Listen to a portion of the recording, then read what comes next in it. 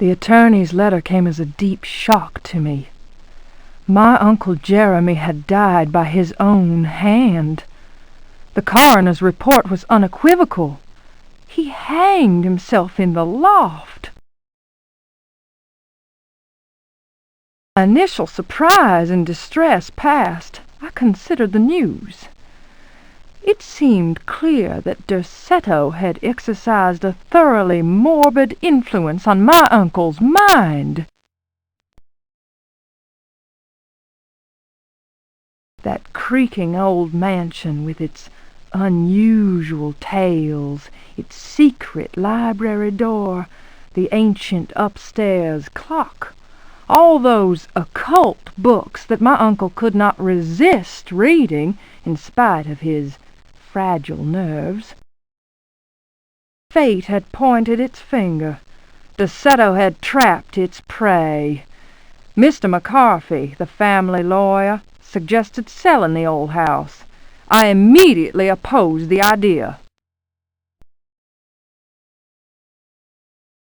My duty is clear. I must go to Deretto.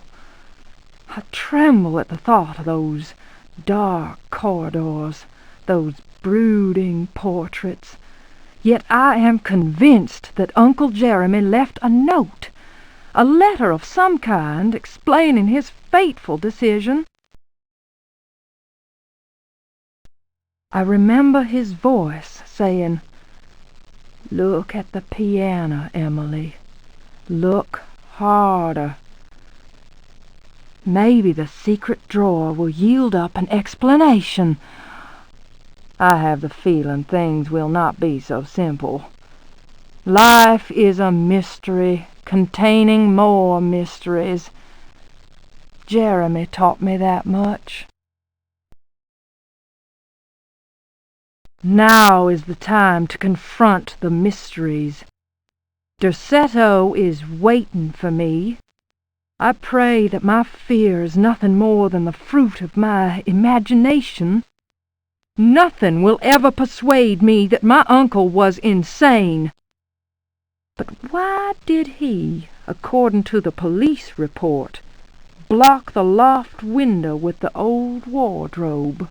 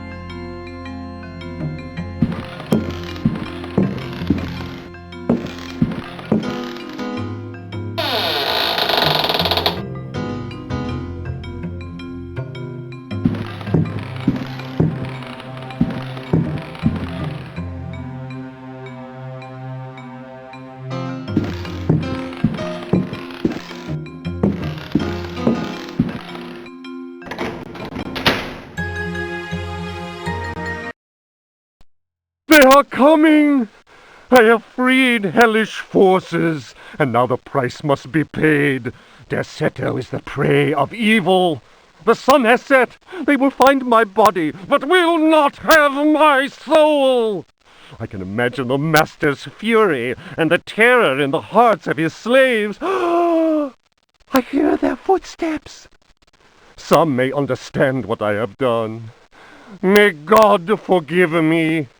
Farewell, Jeremy Hartwood.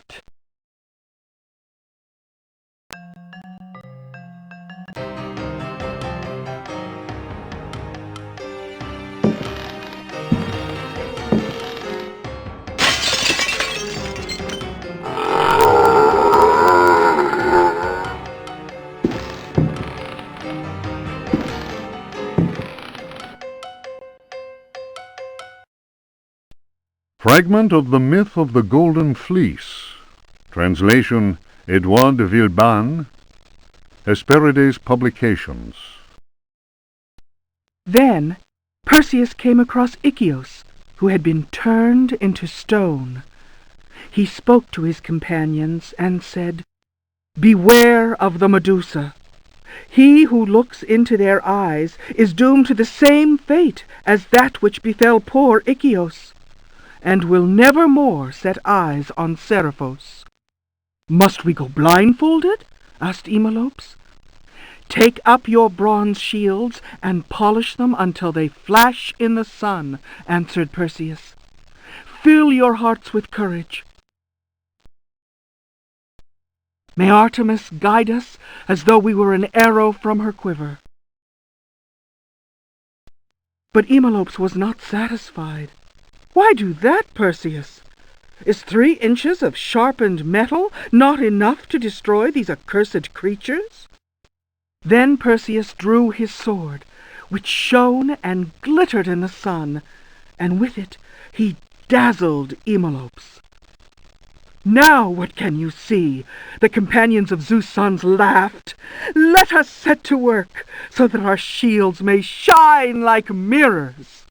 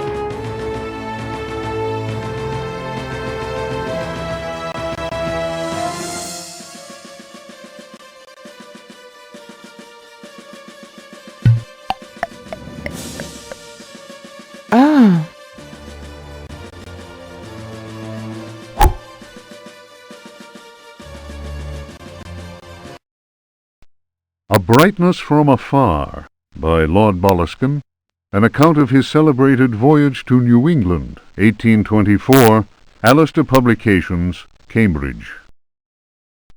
Following a splendid journey, the sunny harbour came into sight. The locals were much impressed with one's arrival in their midst. One had time to sketch several of them and notice signs of degeneracy. Some children showed one their queer hands that would inspire uneasiness.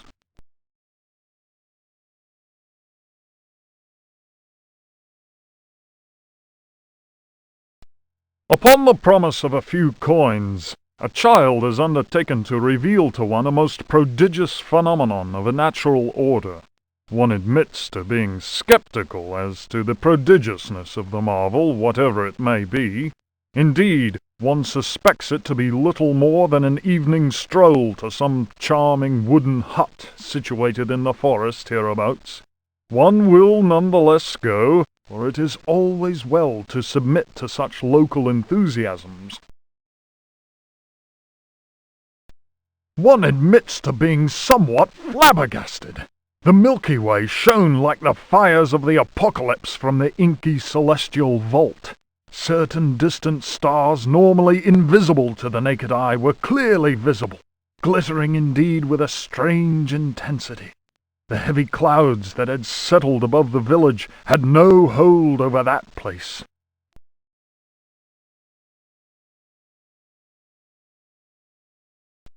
It would be pointless to offer here the names of the constellations one perceived in utter clarity. Apart from the interminable length of such a list, one might conceivably risk being charged with exaggeration. The cross cast its shadow on the ground. The sea in the distance was dead calm. Tonight, one will return to that spot and draw those stars. Tomorrow night, one will at last see Halley's comet in all its brilliance. The youngster will carry torches, despite one's developed sense of direction. Honed by years of travel, one feels incapable of finding one's way through the dark forest unaided.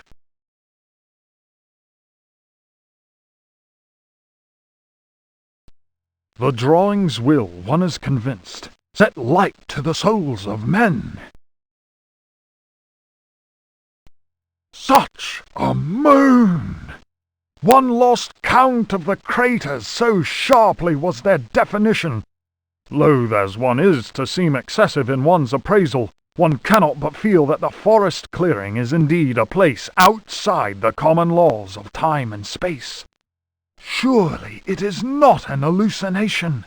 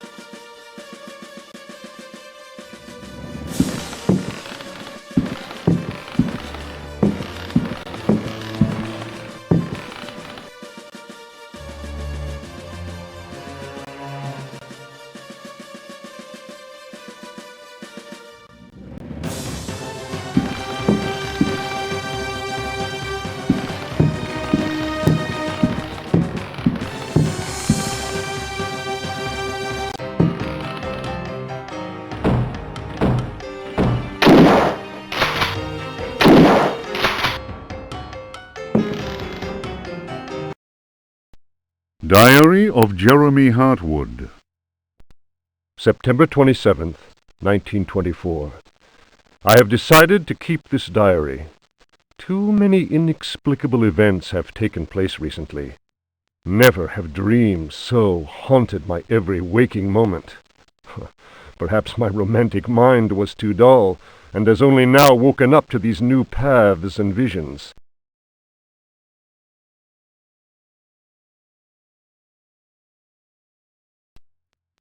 Some, seeing my recent paintings, may question my sanity.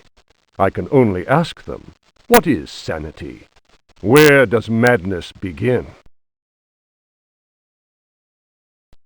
September 28th, 1924.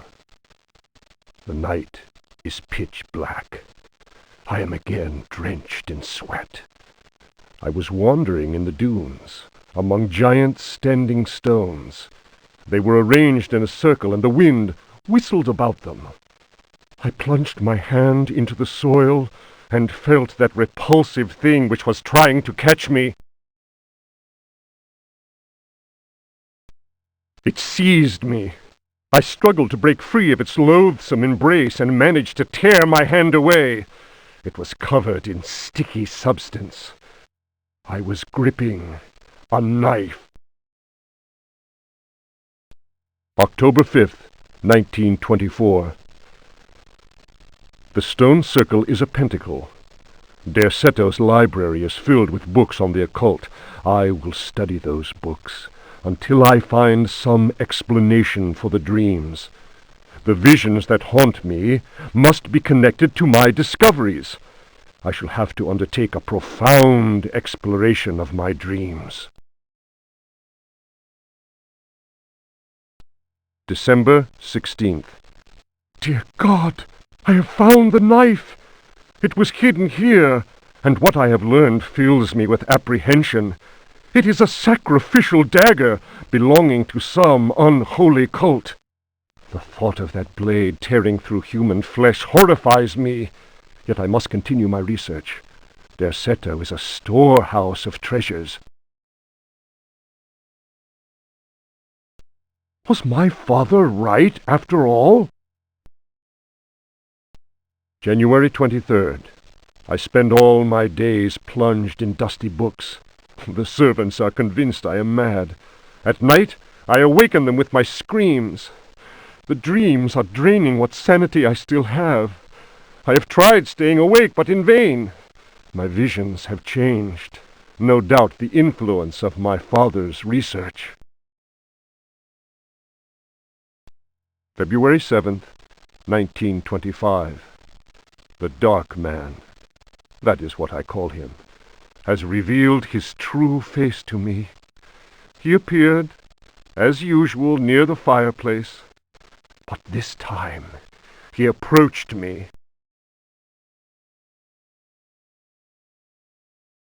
His terrible smile will haunt me to my dying day. His breath was ice, and his burning eyes froze me. I could not move. I know, as surely as I have ever known anything, that the face I saw, the face that has turned my nights into hellish torture, is the mask of death. March 10th. My exhaustion is beyond description. The endless reading burns my eyes. It seems that pirates frequented the area. Dr. Herbert insists I keep to my bed. I have moved to another bedroom and sleep much better now. The Dark Man has not gone, however. I know it. He will wait for as long as he must. Unless I, Jeremy Hartwood, can find a way to send him back to whatever hell he comes from. March 11th. My poor knowledge of Greek and Latin is a serious handicap to my reading. I have, nevertheless, made a great step forward. I drew the symbol on the floor. He can no longer go there. I want him to understand that I can do the same thing in my bedroom. I can imagine his rage and frustration. Only last night he found his way back into my dreams. March 13th. The translation will seriously dent what money I have left. I cannot paint. My pictures are clearly the work of a lunatic. The collector Thornhill's embarrassed smile was proof of that.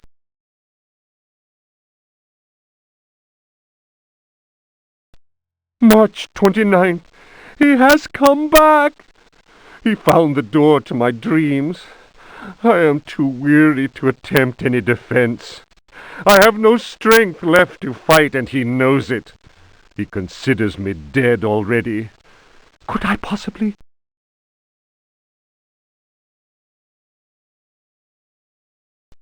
March 30th. How ironic! The cave my father sought for so many years is here, beneath the house. Waits. The butler discovered a crack in the cellar wall. A breeze blows in through it, icy and repugnant. I am filled with horror at the thought of my father dying in this place. I will carry to my grave the vision of his face contorted in the agony of that fatal heart attack. His body was twisted. He had wept. His fingernails were torn and bloody from scrabbling at the floor. Dr. Gray concluded that death had been due to a heart attack.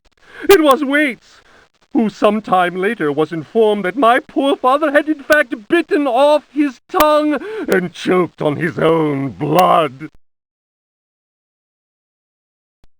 March 31st.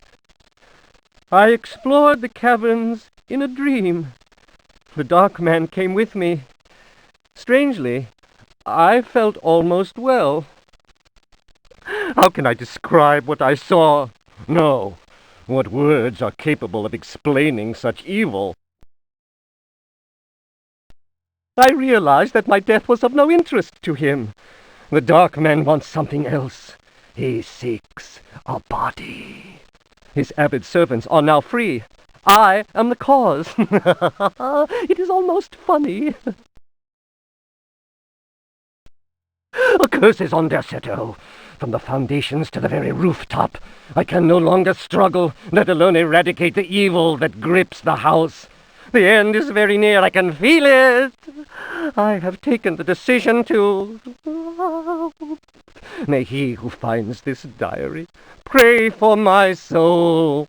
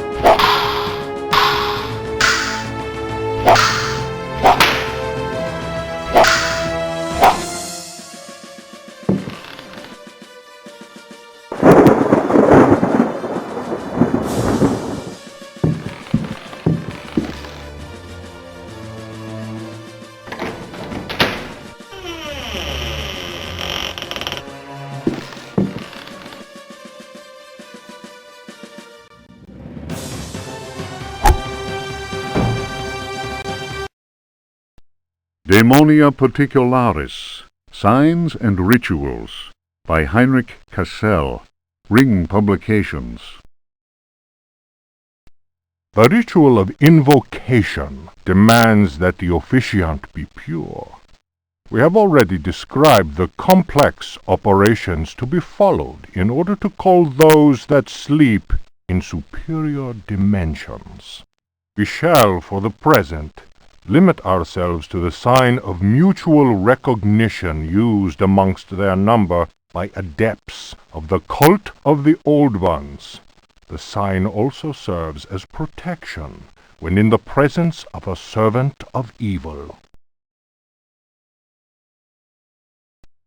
The sign resembles a blessing, save that the first and little fingers are both folded beneath the thumb, whilst the second and third fingers are held up. It would appear that this sign has no effect on adepts of a certain rank with knowledge of particular secrets contained in the corpus demonicus. The use of such signs is not without considerable risk to the user during any attempt to call upon those from without.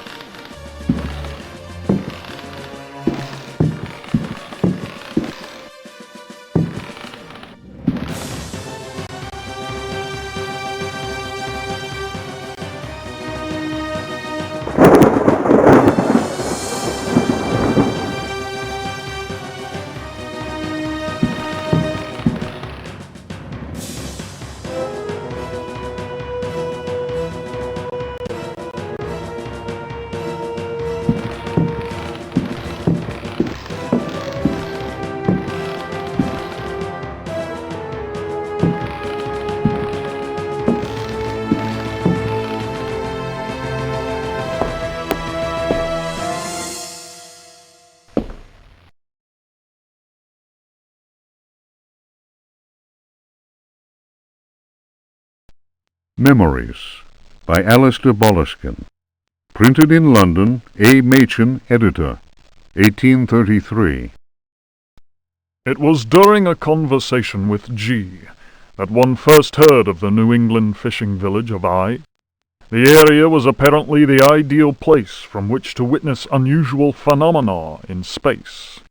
The quality of the air, along with the conjunction of several favorable factors, made one impatient to get started.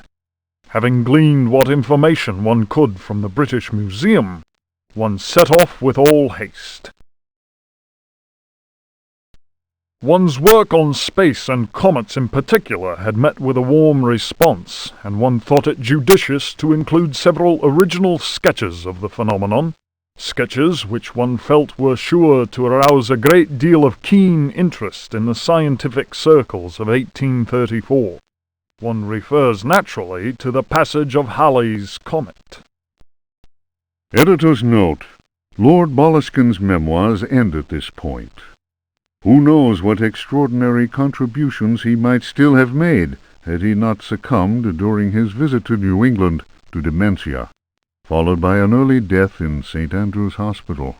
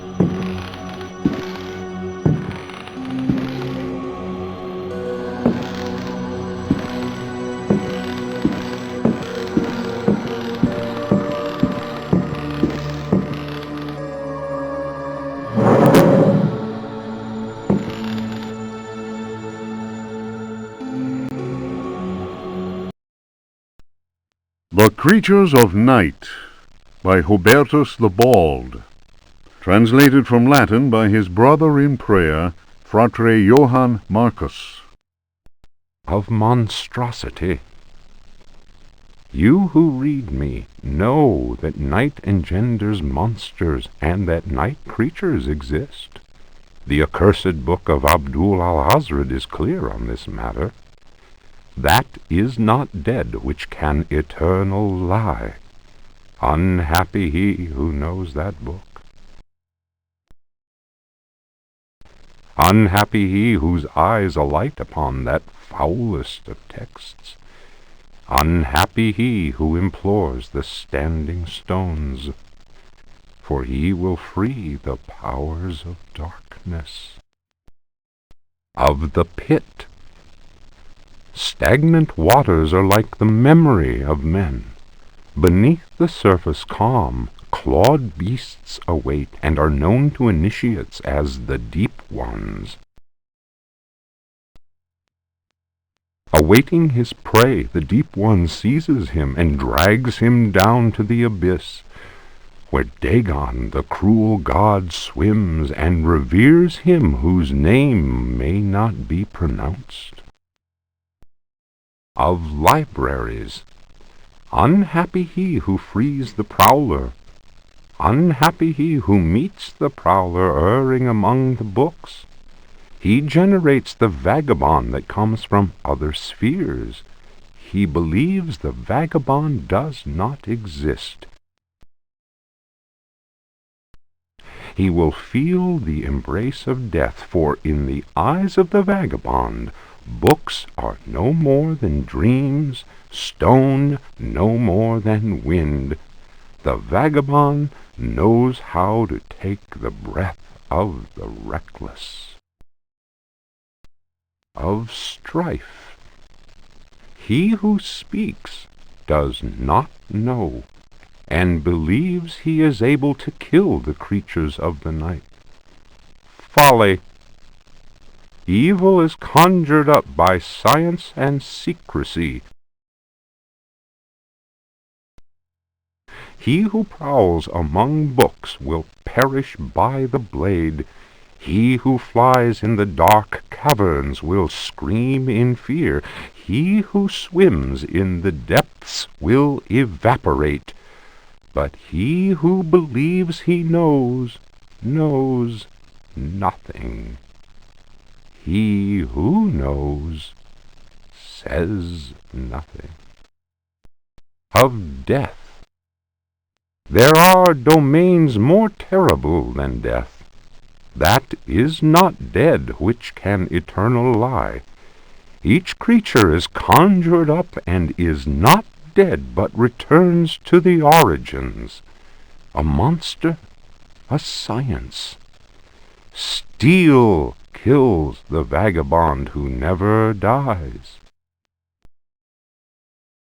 Translator's note. Here ends the manuscript of Hubertus, who died in the library of the convent of Teruel in the year of our Lord 1666. Requiescat in pace.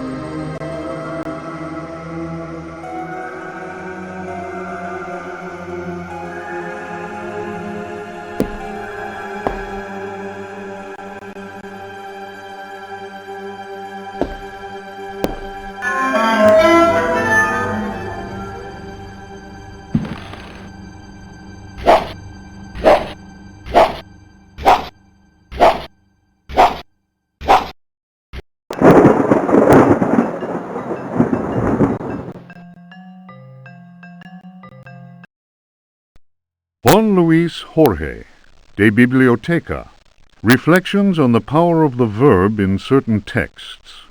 Archaeos Publications, 1919, Stafford. Translation does not alter the occult power contained within such forbidden texts. The malevolent energy is in no way diminished.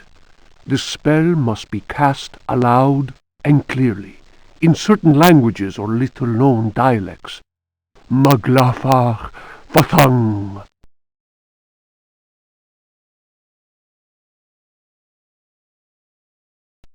The reader will understand that, in the light of these revelations, I would be foolhardy to continue quoting from the text I have before me. If spoken aloud in its entirety, it would surely awaken powerful and malignant forces.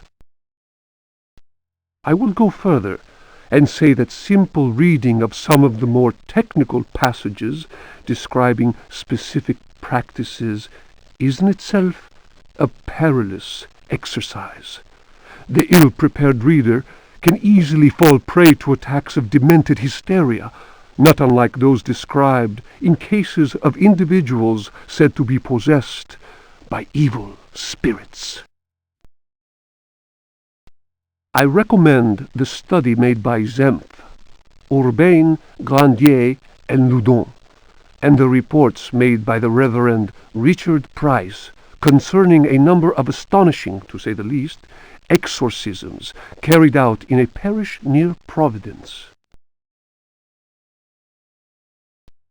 Given what I have written, we must be grateful to the librarians of the British Museum, who have never allowed consultation of the work of Al-Azif's startling work, the infamous Necronomicon.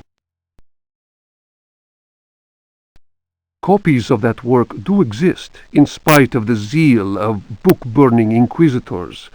For proof, we need look no further than the British Museum, of course, and the sealed archives of the Miskatonic University in Arkham. Other examples of books whose evil can be unleashed by any thoughtless reader are von Jutz's von Unersprechlichen Kulten and the abominable De Vermis Mysteries by Ludwig Prien, whose sordid death should be a lesson to all those tempted by a study of the occult.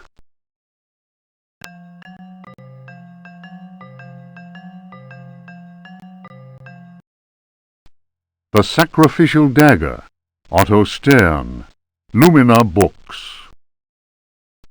The importance placed on ritual sacrifice is constant in religious cult practice. Propitiating the gods is a theme common to many religions. The Old Testament affords many examples. Primitive polytheistic belief systems integrate sacrifice in their rituals as part of the recurrent process of reaffirmation and, naturally enough, group cohesion. The members of their social and religious community come together in an act of purification and atonement.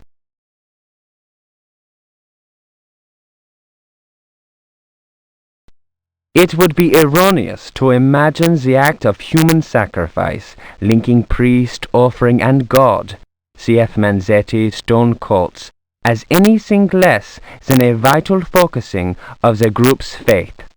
The act also ensures the continuing appeasement of the god, but only if practiced by a recognized officiating priest using the appropriate instrument.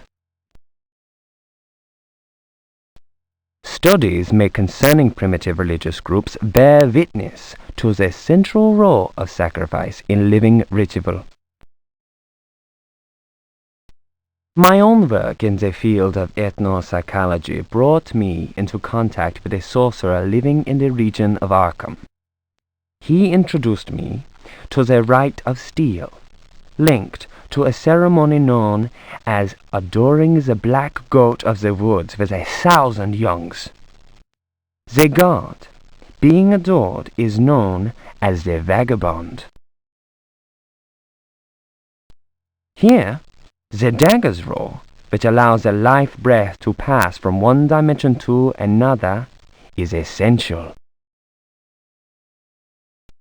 The vagabond is a frightening figure, being able to move where he wants and to kill those who have displeased the goat god, for whom he acts as a go-between. The goat is clearly a fertility god. The priest, having spoken the invocation, must choose the appropriate dagger for the sacrifice.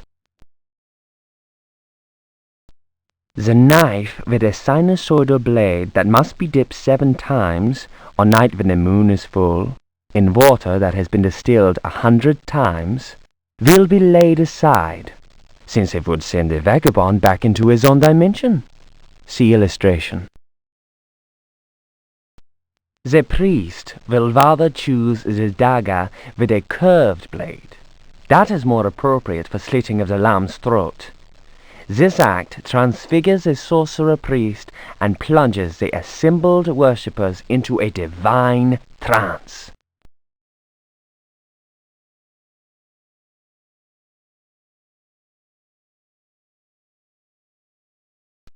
The Book of Yael, Signs of Stone, Eucharistic Rituals of Forbidden Cults. Texts collated by Monsignor Vacher, Legate in the Curia of the Vatican. Numerous devilish cults speak of monstrous creatures called the Old Ones. These supernatural beings are believed to be possessed of powers equivalent to those of the gods of antique religions. Adepts of such cults refer to forbidden literature in order to cause these frightful entities to appear before them. What serious student of folk myths has not come across the names of Cthulhu and Shub-Niggurath? It must be said that these creatures wield tremendous power and are difficult to control once they have been unleashed into the world. Those who serve He who goes in shadows protect themselves with signs of stone carved into the walls of houses or engraved on various objects. For those misguided servants of evil, the best protection appears to be that afforded by the sign of the most ancient gods, engraved in Manar stone, a heavy material said to be disagreeable to the touch. The sinful practices of those who fall into such errors can only lead to the darkest of despair, and are a mortal danger to the soul. Such monsters as those invoked by these foolhardy individuals are engendered when reason drops its guard. Man is easily tempted into perversion. It is why we must forever remain alert and renounce Satan with each breath we take. His ways are infinite in number.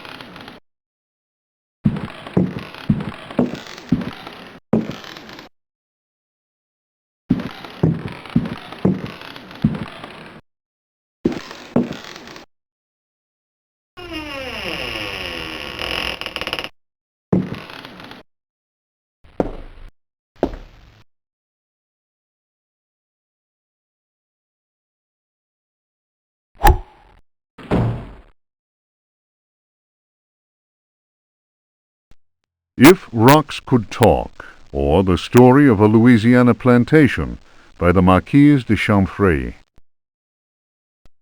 After the criminal selling off of Florida by the foul usurper, my father elected to remain in this inhospitable land, where we were free at least to express our royalist feelings, and hope our country would come to its senses. In 1818, a certain Pickford bought up Ledoux's land, after the poor fellow had ruined himself in unfortunate speculation. Pickford soon turned out to be the most loathsome human we had ever encountered.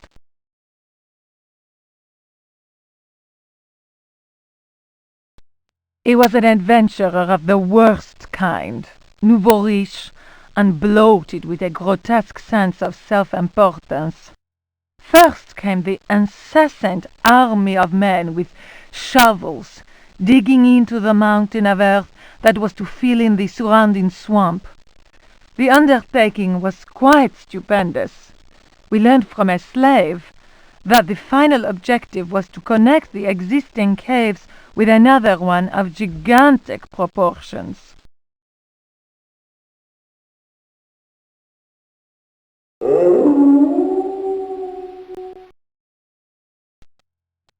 He was racked by a mania of persecution. Elia Pickford constantly fired his workers and hired new ones. He did all he could to keep anyone from learning about his plans. My father was amused and said, "The poor fool will end up getting lost in his own cave." But the walls went up, and tongues started wagging. Our detestable neighbor had been a sailor, a ruffian grown rich on questionable trade. Distasteful stories were told of him.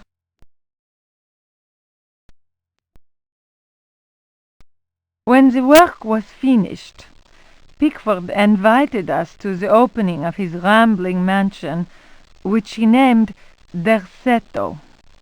My father asked what the strange name meant.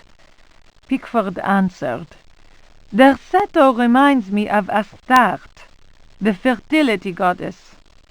Around here, the name is Shub-Niggurath. I believe that a name so steeped in evil should be said aloud came as not such a shock to my father, as he himself confided in me some while later."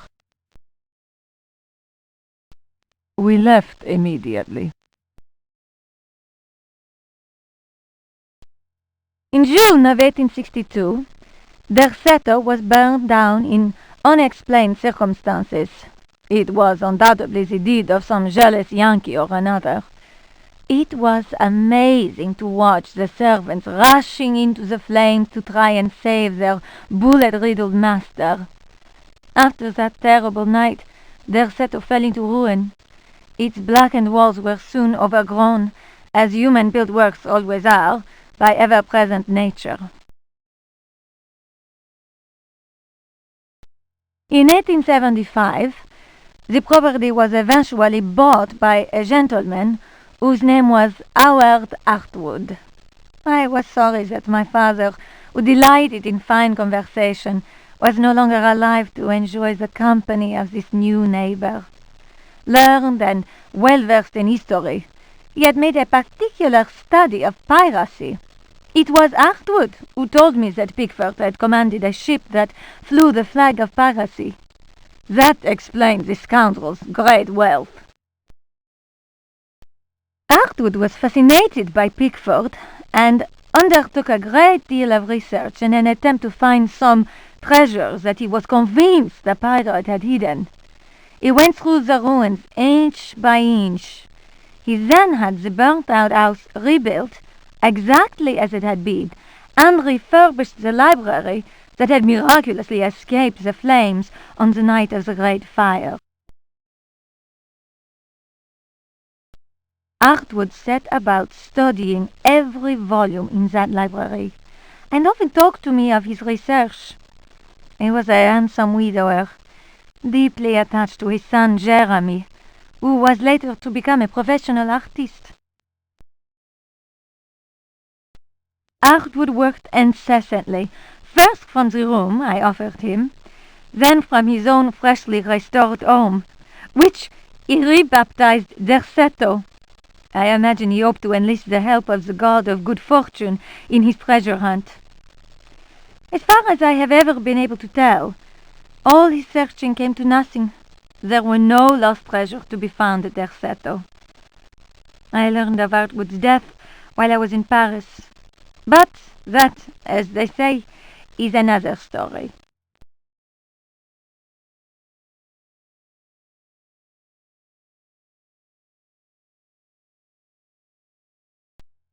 Unfinished chapter of Terra Incognita by Jacob van Ostade, a hitherto unpublished fragment of the manuscript unearthed following indications furnished in the Vatican Library's Expurgatory Index. In those icy and unwelcoming lands, the rites of wizards and healers are deeply rooted in ancient legend. Mysterious and cruel beings are thought to have ruled over the Arctic plains in times past. A cursed city, enclosed by massive walls, is believed to stand to this day. It contains fabulous treasures and is inhabited by the degenerate descendants of those who instilled centuries of terror in the hearts of the people. These people, naturally placid, are seized with rage and horror at the very mention of the prisoners of the ice. Were these dreadful captives to be freed from their frozen cells, they would reap a horrifying tribute of human flesh. These blood-curdling beings may be invoked by certain ritual words.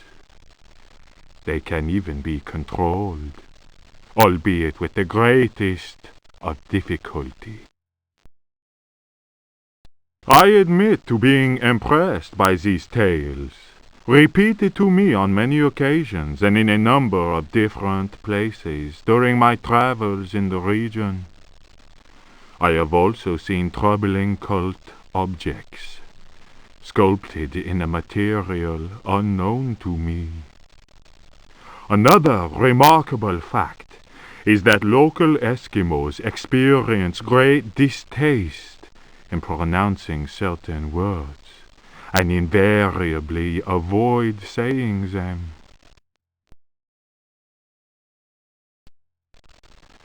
Here is a living example of the power that words contain. As it is said in the Bible, in the beginning was the Word.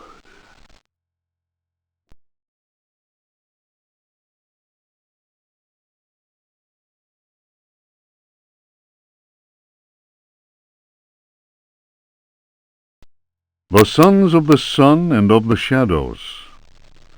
Lieutenant Lope de Vega's account of his astounding travels to the land of the Aztecs. "Holy Christ!" cried Captain Cortez, astonished by the strange rite we beheld. We found the savages half naked. They were throwing balls of silver and gold at each other. They laughed as if demented, clearly maddened by some heathen drug. And yet, should one of them fail to catch the ball thrown in his direction, the poor devil was seized and dragged off to be sacrificed in their temple. As we discovered, this frightful game was a ritual most holy to them, and symbolized the movement of the heavenly bodies. The dropping of a ball foretold a catastrophe. That is what the Aztecs believed, in their godless ignorance. Their countless deities could only be appeased through endless human sacrifices. The victim's heart which was still beating, lay in the hand of the murderous priest. The interior of the temple was surprisingly cool. The weight of our armor, our exhaustion, even the burden of our suffering, they were all banished by a sense of awe that the crudely magnificent altar instilled. In the tomb-like silence, a deep voice chanted an incantation. The majestic statue of the water goddess, Chalchi-Huitlique, seemed to throb with vitality. This massive stone, draped in a golden cloak and studded with precious stones, was coming to life before our very eyes. Horror of horrors! The granite eyes of the statue, empty of life only moments before, were now injected with blood. We staggered back in amazement. Dom Jose was taken by a fit of convulsions. He tried to raise up his crucifix, as if to ward off an attack by demons. The heathen priest laughed cruelly. The statue's mouth cracked open in a deathly grin, bearing teeth sharpened to dagger points. Captain Cortez cried, "Attack!" But it was no use. We were glued to the spot. We were unable to move. Our armor seemed to be bolted to the temple floor. Our legs weakened, and we collapsed in a thunder of steel. Only Cortez had the presence of mind to unsheath his dagger. He hurled it at the cackling priest. 4 inches of the finest Toledo steel buried itself in the heathen's face. His blood spurted, splashing the now lifeless idol. We picked ourselves up with difficulty. Never will I forget that terrible moment. My companions, naturally enough, told tales of devilish enchantments cast upon our armor. Whatever the truth of that, I could not deny that the supreme god of the 4th universe had treated us as mere playthings. I am convinced that a terrible energy is yet contained within that heathen statue. A power strong enough to change a proud conquistador into a helpless puppet. Drawing of Chalchi-Huitlique by Dom Jose de la Sierra, done before the destruction of the Aztec temple of Tenochtitlan.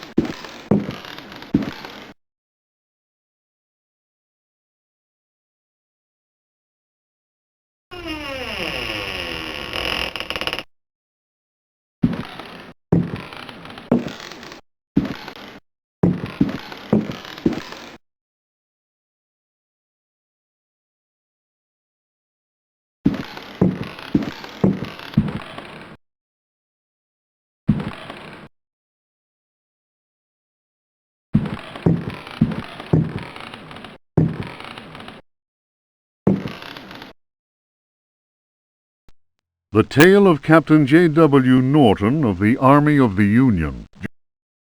1862. The South was in collapse. Louisiana was open to us. I had each day to requisition victuals for our troops, and was aided in this endeavor by a score of brave men. Rebels were not yet ready to lay down their arms. The region was far from safe. I headed further and further west and questioned many freed slaves. From them, I learned of a plantation on the coast. Its name was Derceto. We received a less than hearty welcome. Only Pickford, the owner, behaved in a friendly manner. While my men counted cattle and grain reserves, I learned what I could from him.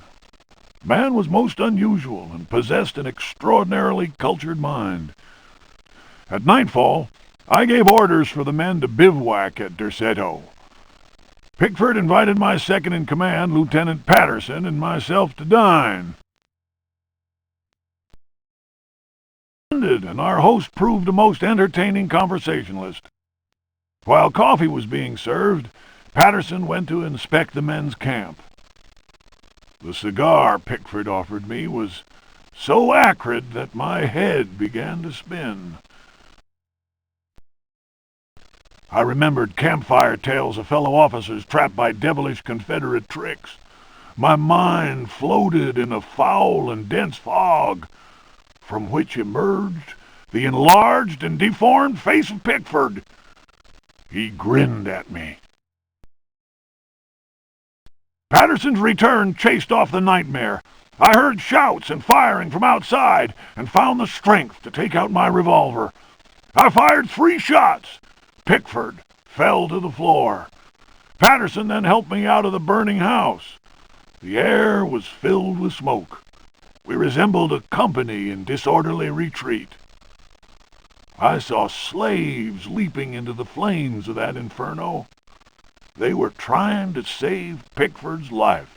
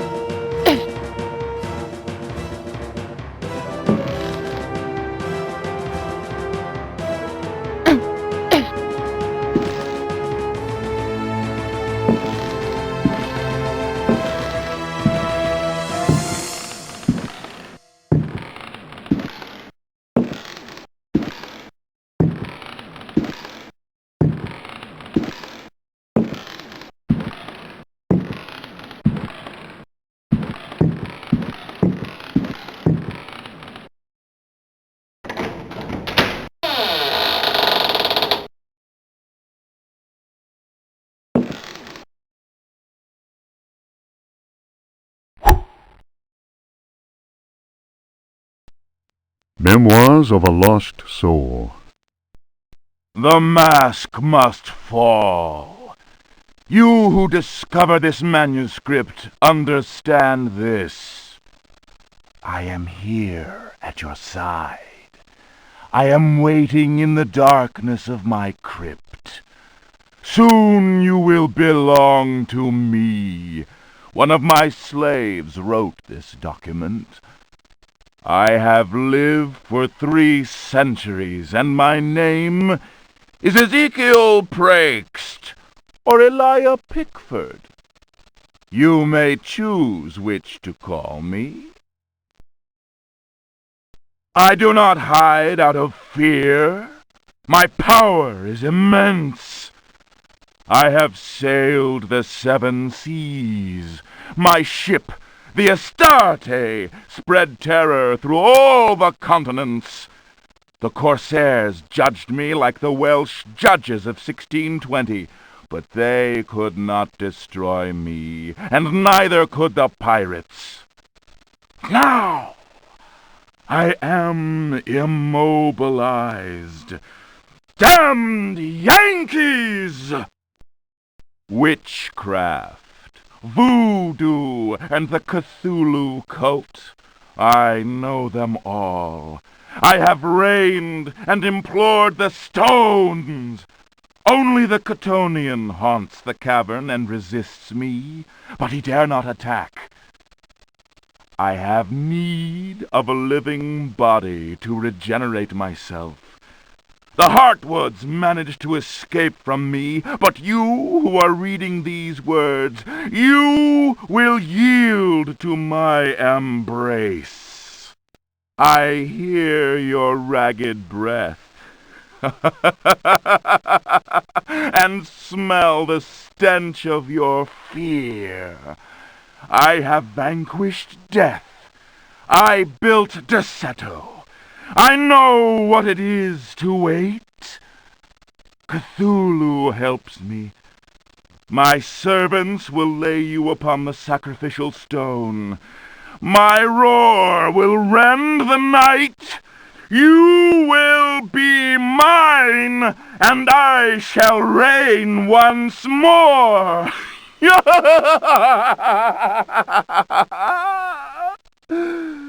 Come to me.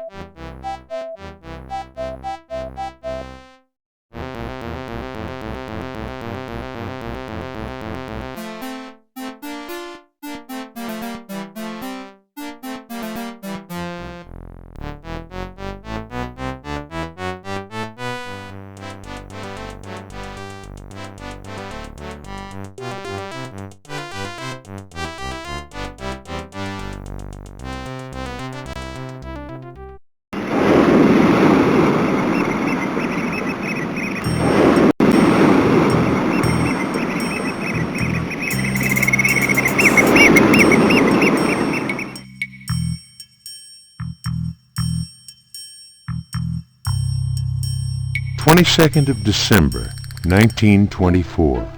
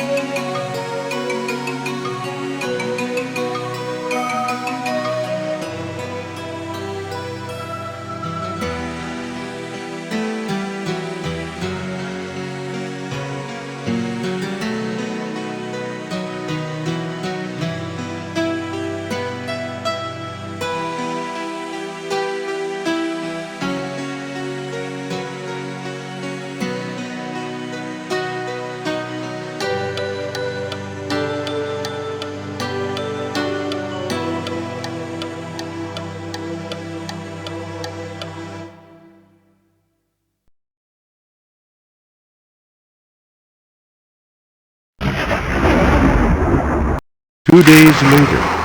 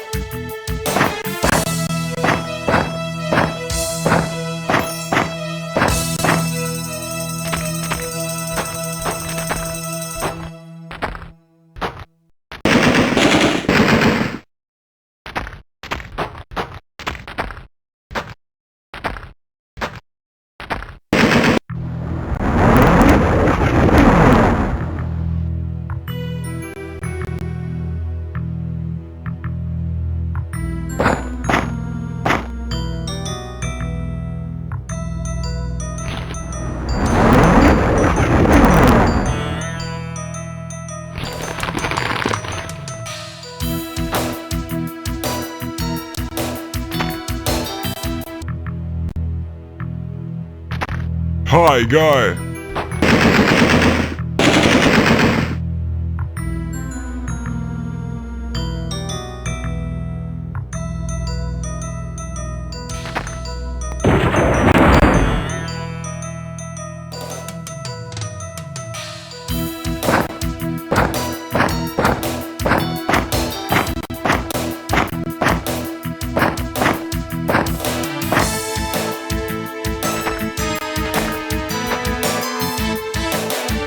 Hi, guy.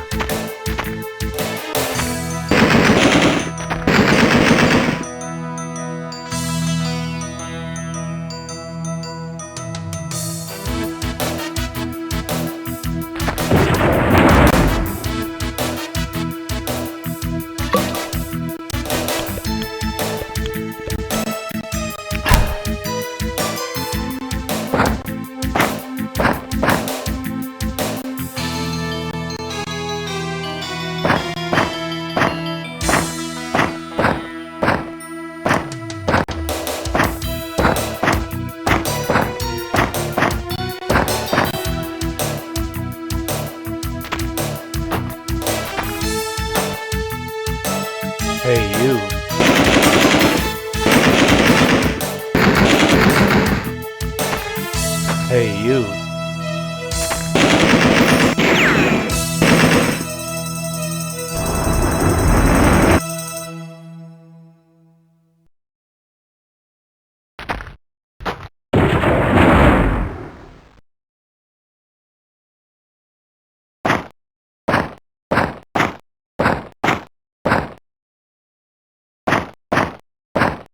Hi, guy.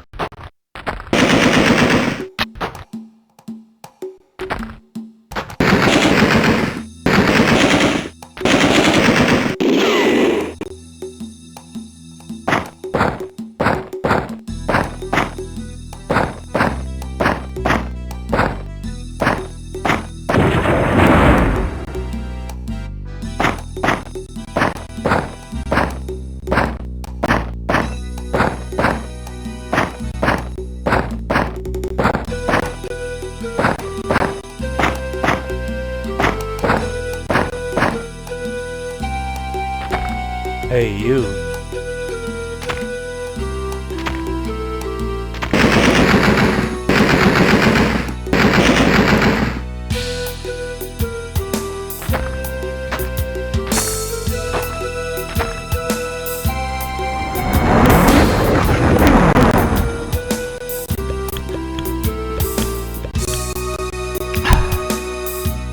Crew muster for the three-master Flying Dutchman.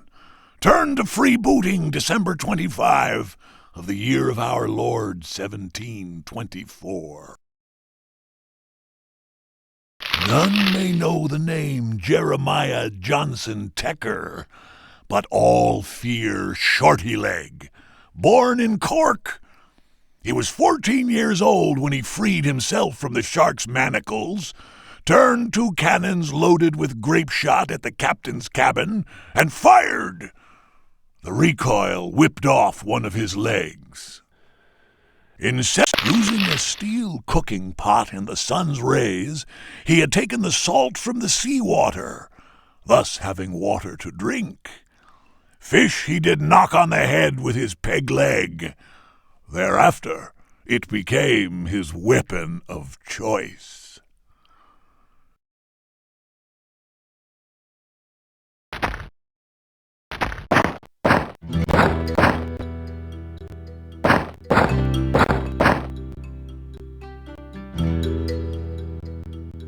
Hi, guy.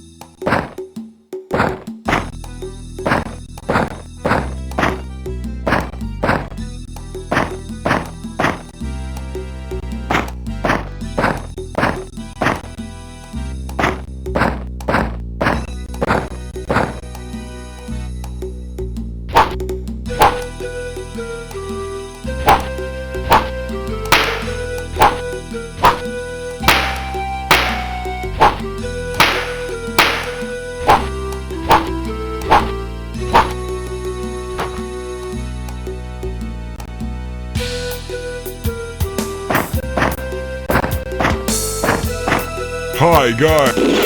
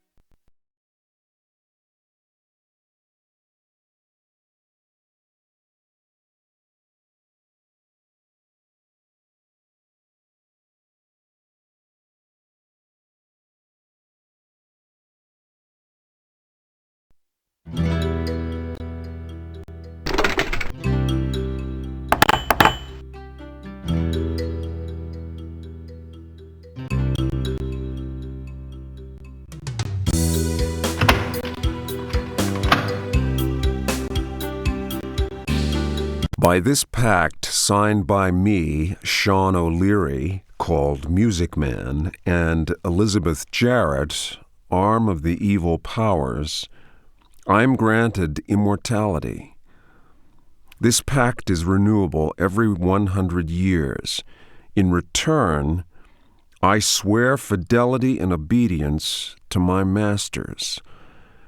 Should this signed off the coast of Haiti on the 25th of December in the year of 1724.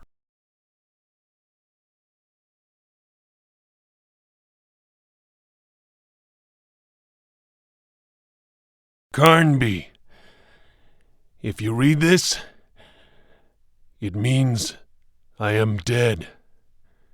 The Saunders child was kidnapped by One-Eyed Jack, despite what the newspaper claimed. That man is a monster, obsessed with gambling and death.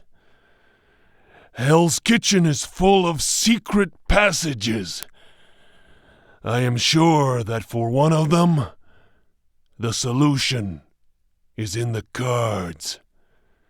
Remember our poker games. I can also tell you that the gang makes whiskey in the cellar and transports it by boat at high tide from a cave. Carnby, you must rid the world of that filth and save the girl if you can. It is time for the slave to become stronger than the master.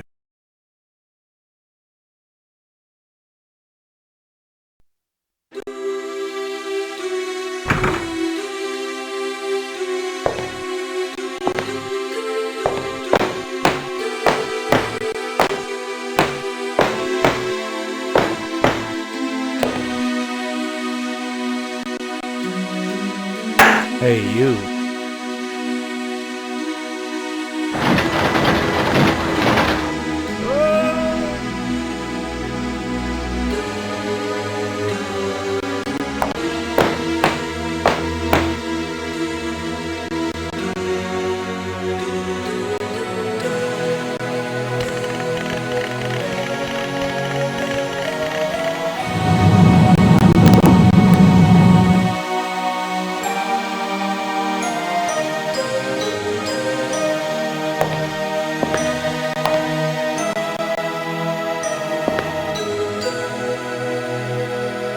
Life and Times of the Freebooters and Buccaneers. My iron fist will lead you till it freezes in hell. Cheers rang out at this promise.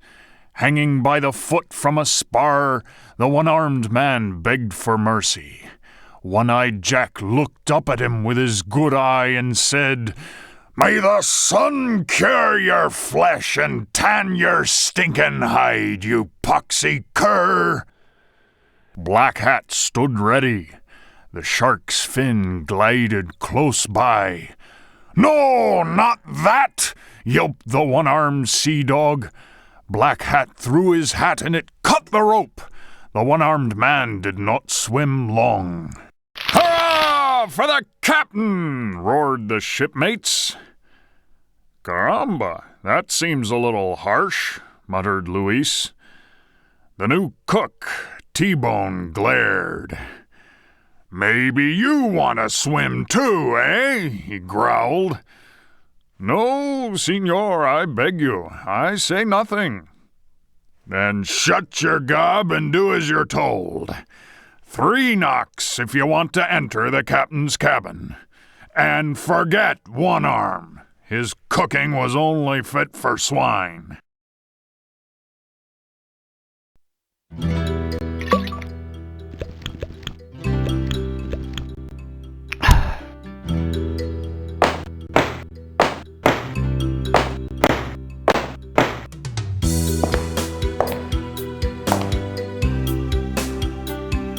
Crew muster for the 3-master Flying Dutchman.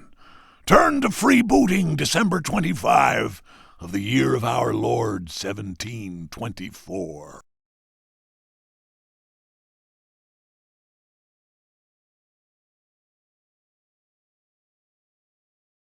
My music is a requiem.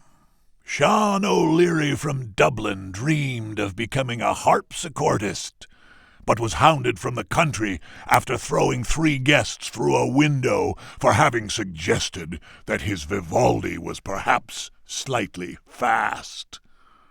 He joined the 3rd Highlanders and lost a hand at the siege of Gibraltar. He deserted and studied the accordion under Sancho Fernandez, the mad armorer. Hiding out in the Leeward Islands, he did many lowly jobs. He was almost lynched during the Red Night and sought refuge with One-Eyed Jack. He became one of his lieutenants after the Chow Bang massacre.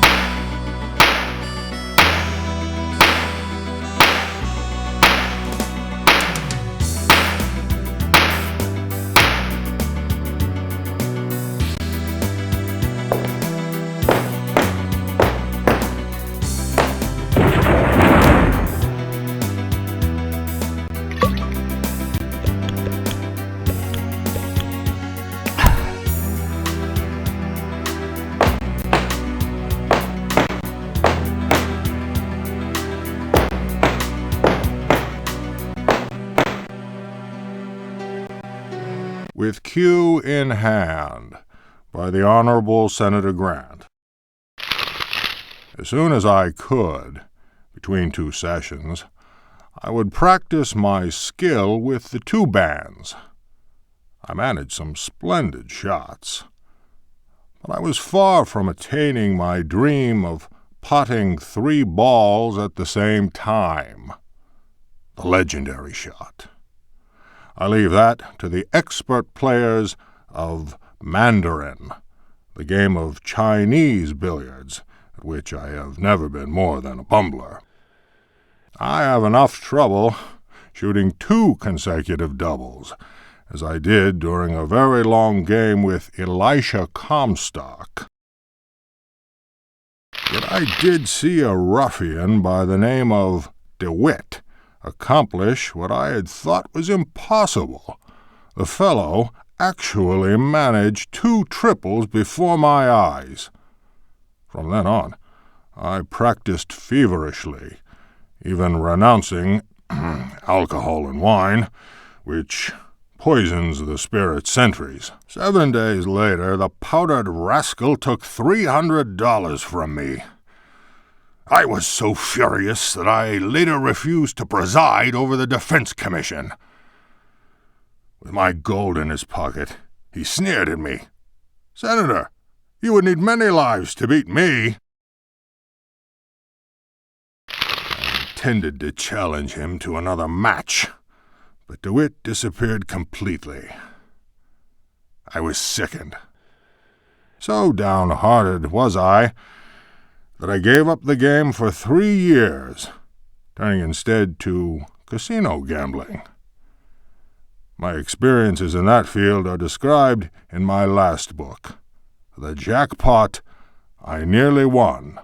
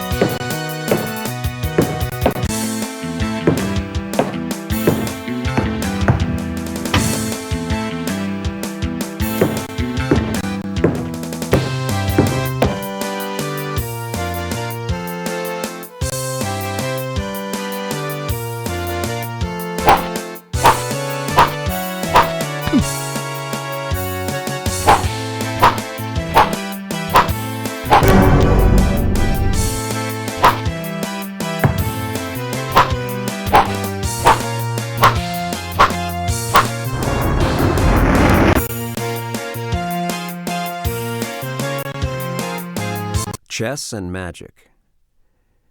If the White Queen seeks the throne, the king must empower her. May the amulet laid in the center of the sign open the doorway to space. That is the key to the royal gambit. Translator's note. This Gaelic poem might have helped Crowley to defeat Tartakover, the man who fed the devil in the box with gold.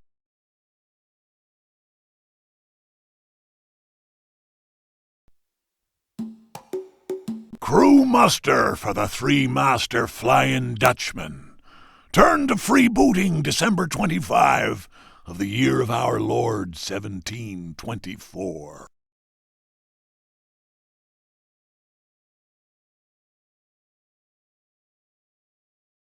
Son of a baron and born of a chambermaid, Frederick de Witt was brought up strictly. At the death of his tutor, he was free to study the alchemistic art. Clever with his fingers, he spent much time at the gaming table, ruining Redmond Barry at the game of piquet. An adventure with the Countess of O forced him to join the Navy. He soon deserted his ship. His skill with cards gained him a reputation in Barbados, where he met One-Eyed Jack. Their one and only game resulted in the massacre of Terra Nova. A friendship was born. DeWitt served Jack as both spy and poisoner, and served well. The Princess Isabelita Negroni called him the brightest star of my nights. Joined in 1715 as pharmacist. Mr. I may have another name. Who knows? Born at Nuamgar and transported to Haiti, his life was chaos until he met Elizabeth Jarrett. Initiated into voodoo, he became the Hunsi for the new priestess after losing his senses for 14 days and nights. His remarkable eyesight earned him the post of lookout following the attack of 25 December. Accompanied by his mates, the Look Boys, he likes to dance for the crew on calm days. In fighting, his way with a harpoon is fearful to behold. The pillage of San Cristobal and the sacking of the governor's palace were examples of his thirst for killing. Who can have forgotten how he harpooned the rector, Joaro de la Cruz, from 30 feet? Joined as lookout on 25 December, 1724.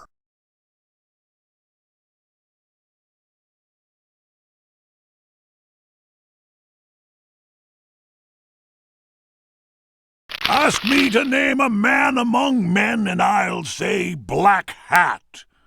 A bright lad, Alistair Fane began his life of crime at the age of 8. To free his father, he placed a toy bear stuffed with dynamite at the gates of Killarney jail. 9 men died. Soft-hearted to a fault, he kept Captain Dixon's black hat and stitched blades into its rim. He then stowed away and ended up in Trinidad, where he took an interest in firearms and became an expert manhunter. One-Eyed Jack was sure to learn of such a man. Black Hat, marksman. Bubble Blade is the youngest of a family of armorers of Toledo. Trained from birth to handle a sword, he became a duelist of note. At the Prado, he gutted the young viceroy. His famous escape from Santa Sangre is still spoken of in awe. One-Eyed Jack recruited him in Mexico, persuading him to say farewell to his 6 magnificent companions in arms. Tales of his famous secret stroke, the Royal Pardon, soon spread far and wide. His 2-hour fight with Lieutenant Briggs will go down in the history of freebooting. Bubble Blade, 2nd Lieutenant.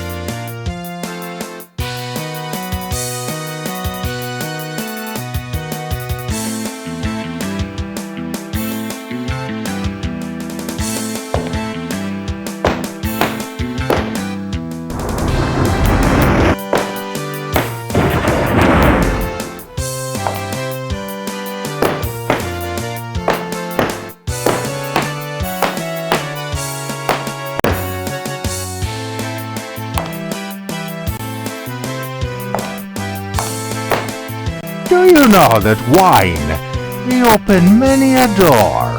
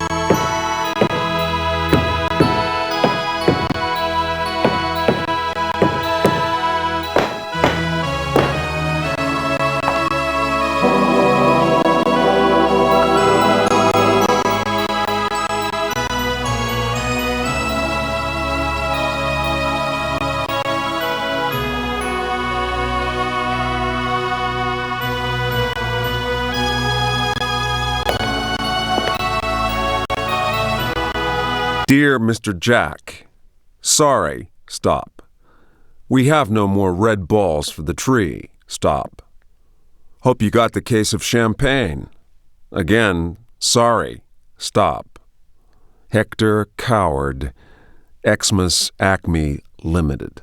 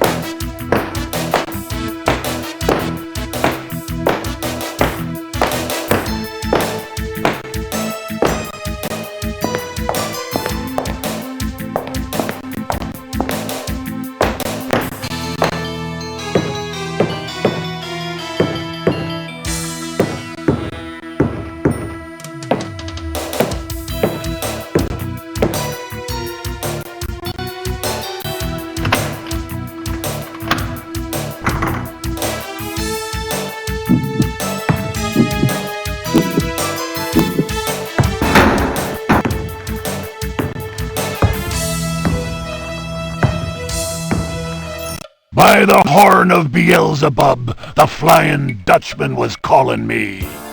It was like honey to a bee.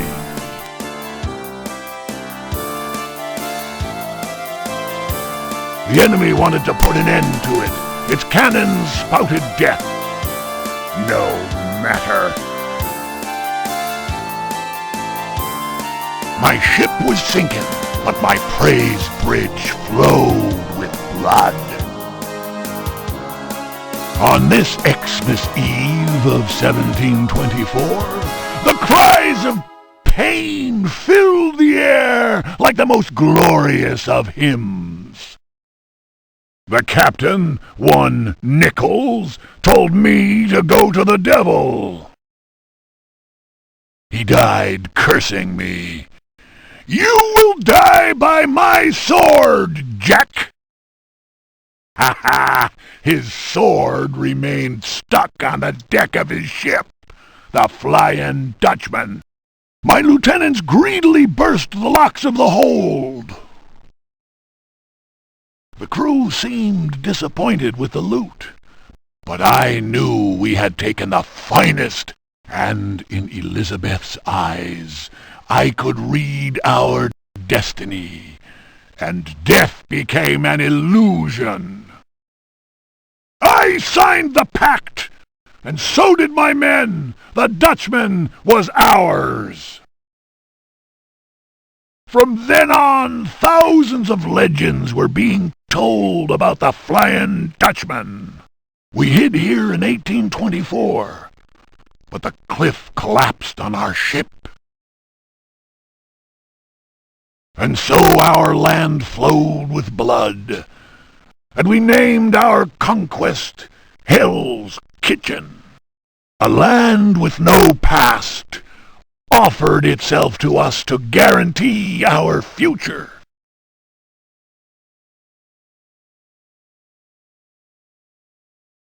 We built our mansion, and since then we reign undisputedly. Ha ha ha ha!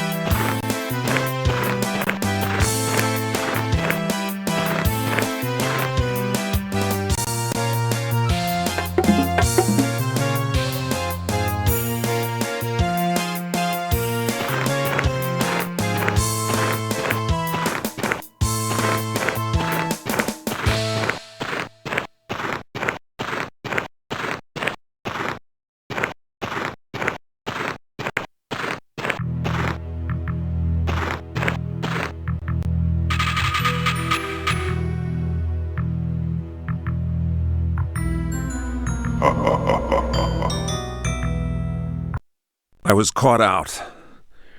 The witch twisted a puppet resembling my features. Unbearable pain nailed me to the ground, and I was wondering how I could pull myself out of this mess. I had to gain some time. Fortunately, Elizabeth Jarrett was talkative. Grace threw a cheering glance at me.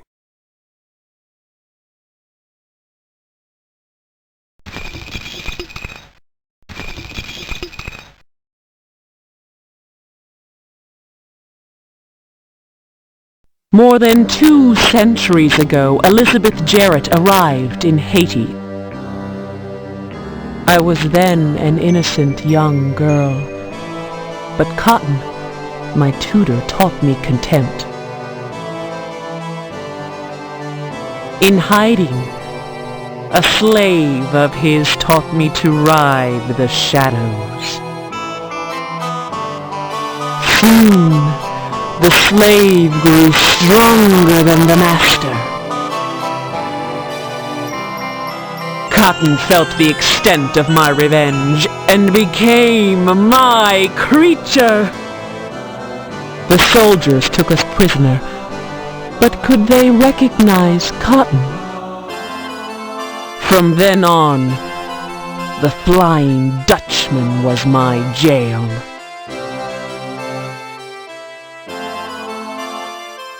I could see the desk where the captain hid the duplicate to the iron's key. My spirit wandered. One-Eyed Jack heard my call for help.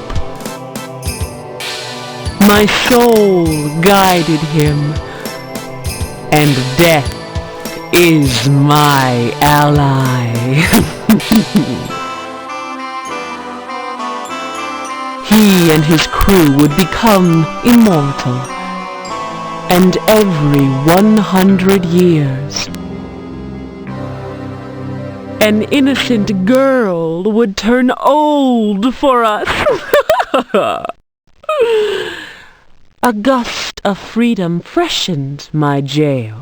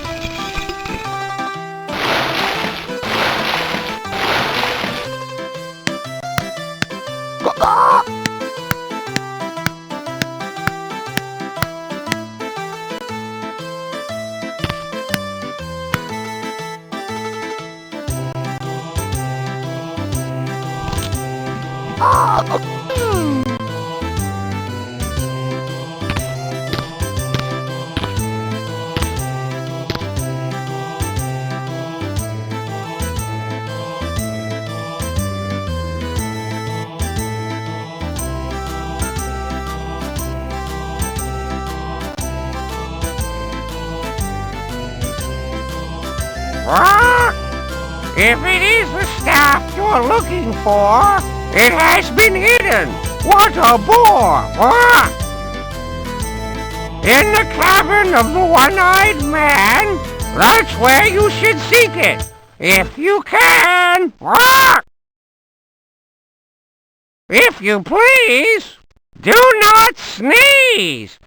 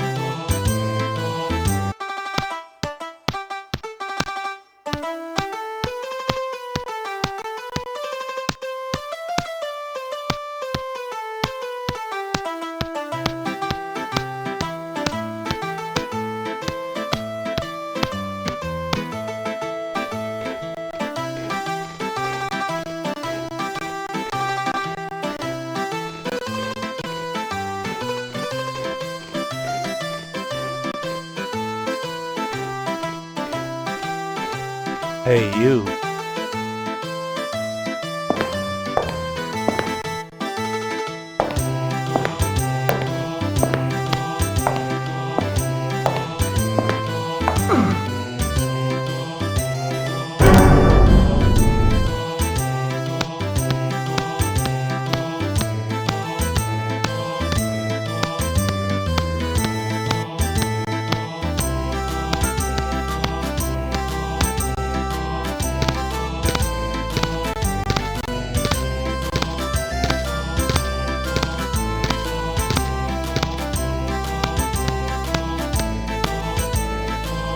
Hey, you.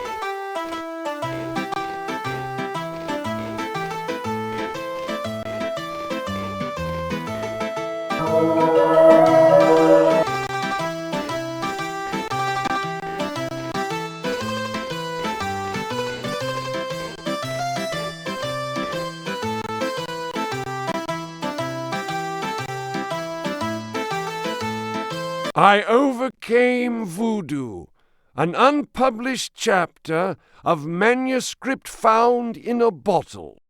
In the heart of the storm, the Malay suddenly emerged from the cabin, waving a chicken leg. The possessed one would have given his soul for chalk.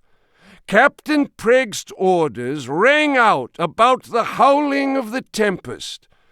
Do as he says. A monstrous wave had taken Giovanno, the cabin boy. Another terrifying wall of water loomed to starboard, demanding its due. The Malay grabbed the chalk as if it were a diamond-studded crown. Upon the deck he drew a strange pattern. "Papa Legba!" screamed the demented savage, waving his chicken leg. The effect was prodigious. The wave stopped where it was, twixt heaven and hell. He then searched inside the leather pouch that he had hanging round his neck, and took out a piece of mirror. He placed it in the center of the altar that stood beneath the mizzenmast, and on which he had drawn a vive. Drawing from his red belt the strange staff which he always carried, the Malay shook it at the wave and chanted. The giant wave sank gently into the ocean. "Voodoo! Voodoo!" yelled our savior, as Giovanno's body struck the vessel's hull. "I can bring him back." The Malay looked over at Prext. who answered, "No, the fool could not even read."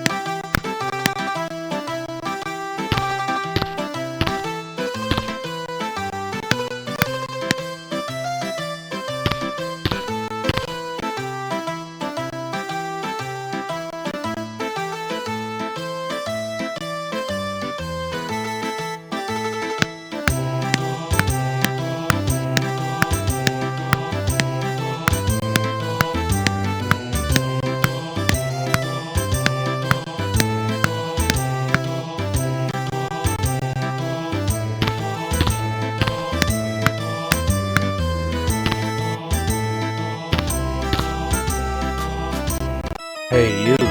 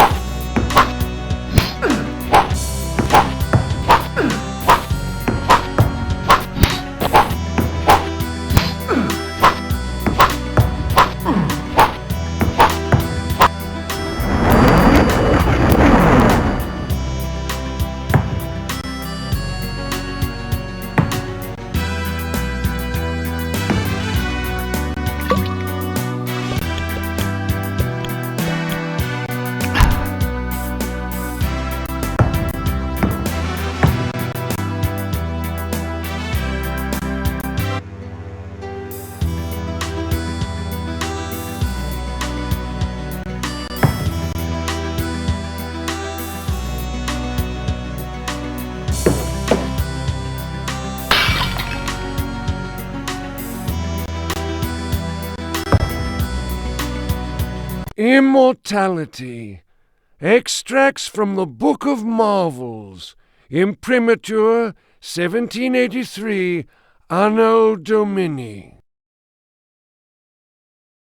Now, we must consider the immortals and distinguish between those who know bliss and those who are damned. Pacts with the demon do not guarantee everlasting life in this world.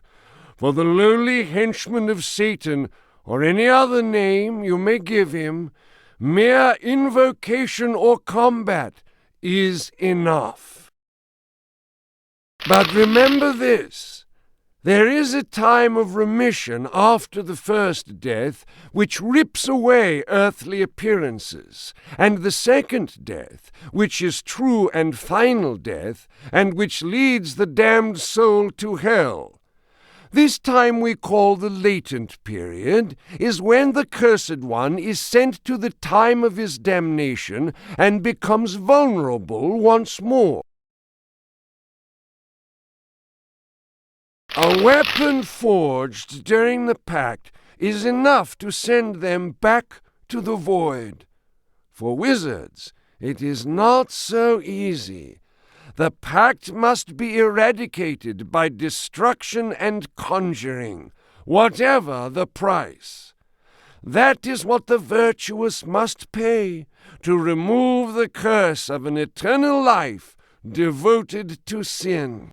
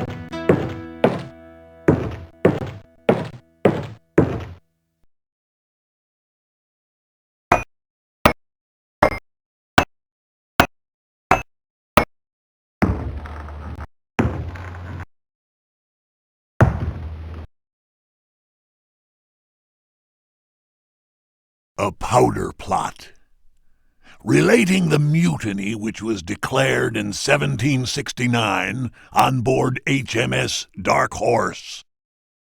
Danny Boy, being small of size, was able to pass alongside the salting tub.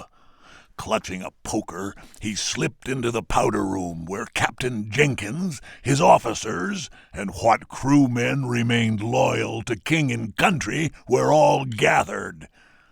Jenkins was rallying his men with a spirited rendition of Rule Britannia. Danny stuck the fuse in the keg of powder during the first verse. He let out the string.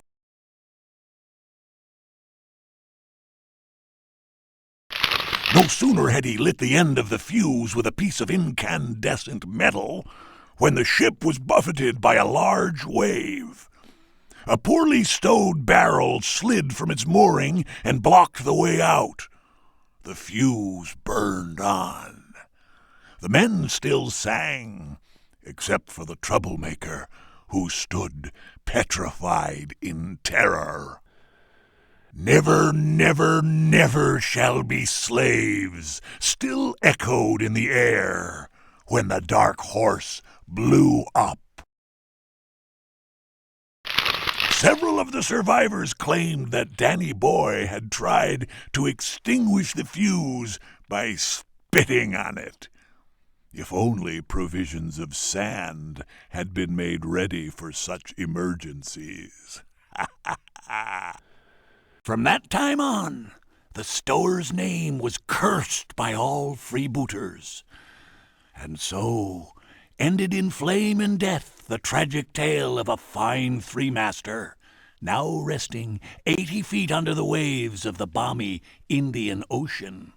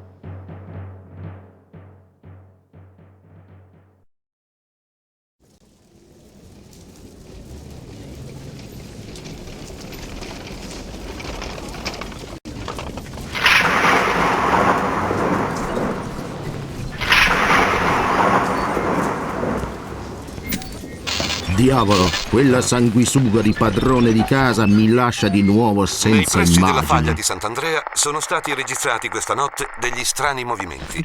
Meno male che mi rimane il suono.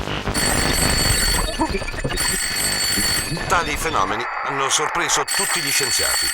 Carnby. Greg Saunders della Hill Sanctuary. Tagliate corto, Greg, ho dei problemi. State lavorando a un nuovo caso? Beh, non proprio esattamente. Sono solo nell'oscurità. Ora vi spiego. Edward, ci sono dei guai col film western a cui stiamo lavorando nel deserto. Per caso Billy Silver si è beccato un raffreddore? È scomparsa l'equipe incaricata delle riprese. $1.000 più le spese. 500. 800.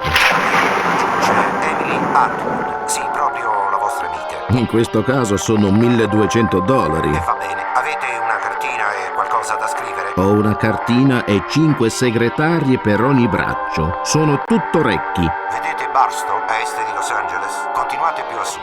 La vedete sulla cartina? È la faglia di San Andreas. Ehi, un momento, ma quello lì è il deserto del Mojave. Carnegie, laggiù c'è un villaggio. Beh, non è proprio un villaggio, è un villaggio fantasma. Si chiama Slota Gulch. Ok, accetto l'incarico.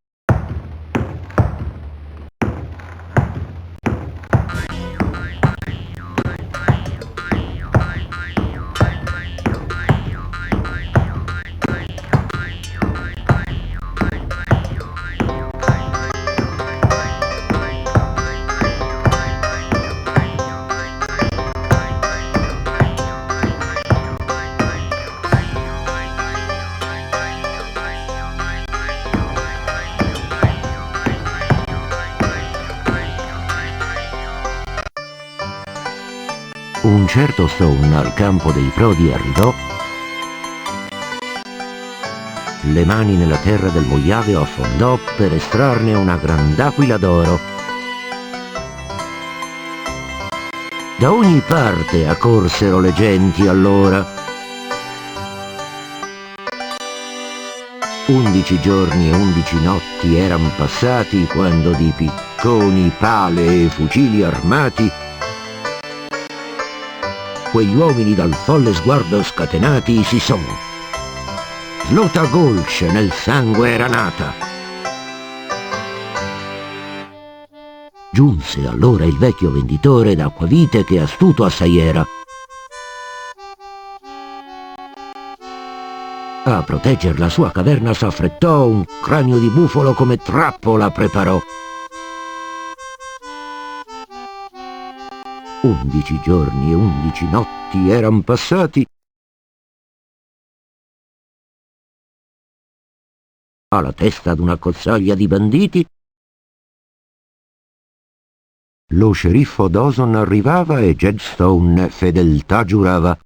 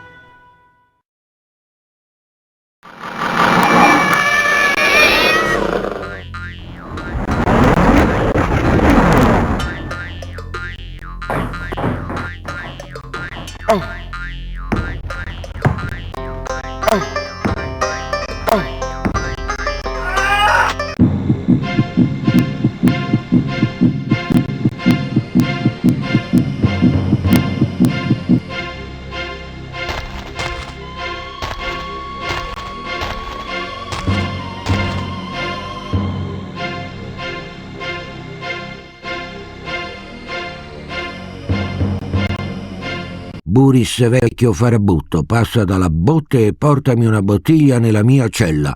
Firmato il mancino.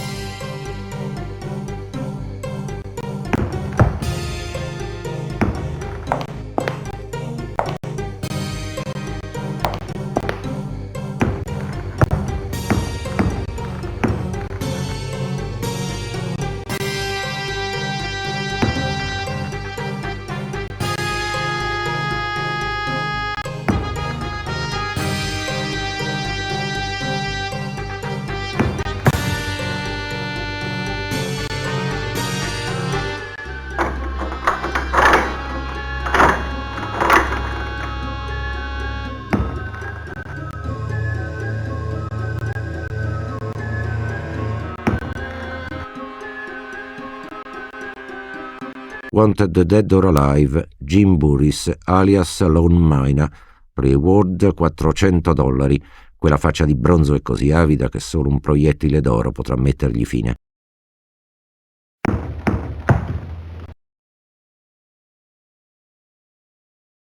Wanted Dead, Lee Tung, alias Cobra, reward $300. Attenzione! Quest'uomo della Sum Yap è già evaso 2 volte infilando una cartuccia di 30 su 30 nella serratura della cella e dandole un colpo di karate.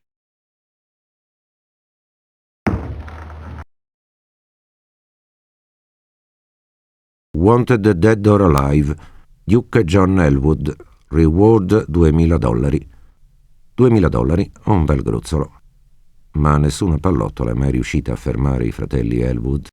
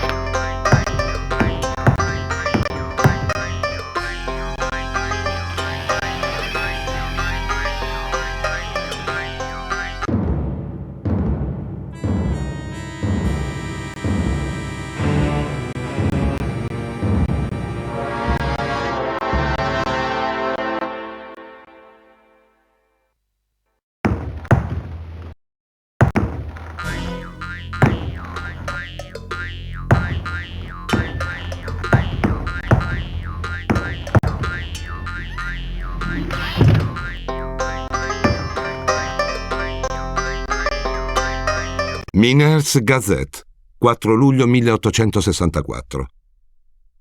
È passato un anno da quando Arizona Kid fu ucciso alle spalle dallo spietato Fast Jarrett. Da allora una leggenda inventata da vecchi ubriachi afferma che Kid ogni anno venga a frequentare il luogo della sua morte a mezzanotte, mentre l'avvoltoio lancia le sue grida rapaci.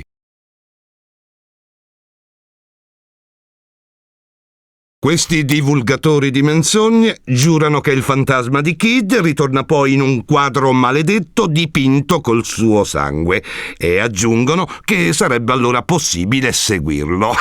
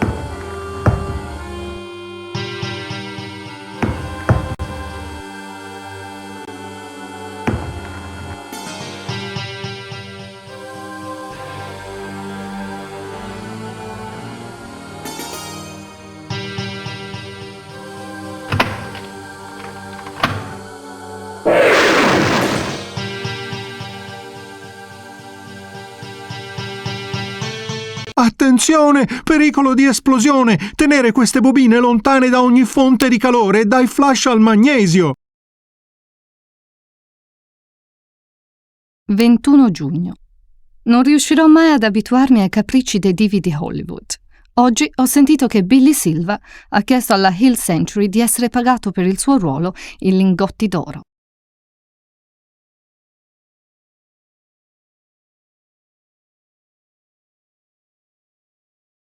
– 24 giugno.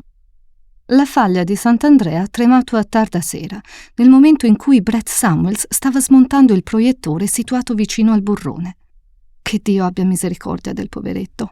In tutta la mia vita non ho mai sentito urla così terrificanti.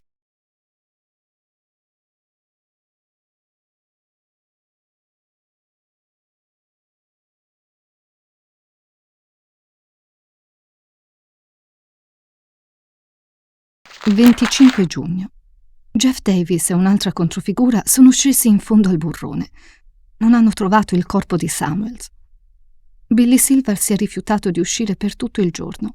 È rimasto rinchiuso nella banca, convinto che i fantasmi dei cercatori d'oro di Slaughter Gulch diano la caccia ai suoi lingotti d'oro. –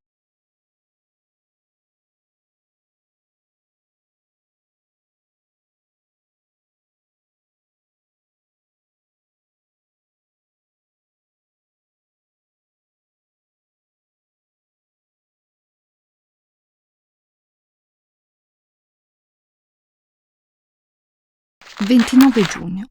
Sta accadendo qualcosa di mostruoso in questa città. Billy Silva forse non aveva torto. La sua morte davanti al saloon stamani non è stato un incidente. Abbiamo tutti visto quella cosa saltare dal balcone e conficcare le dita nel suo cranio.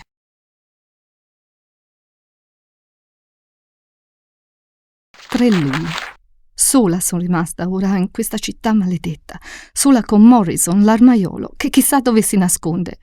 Tutti gli altri sono morti. Temo che non vi sia più speranza alcuna».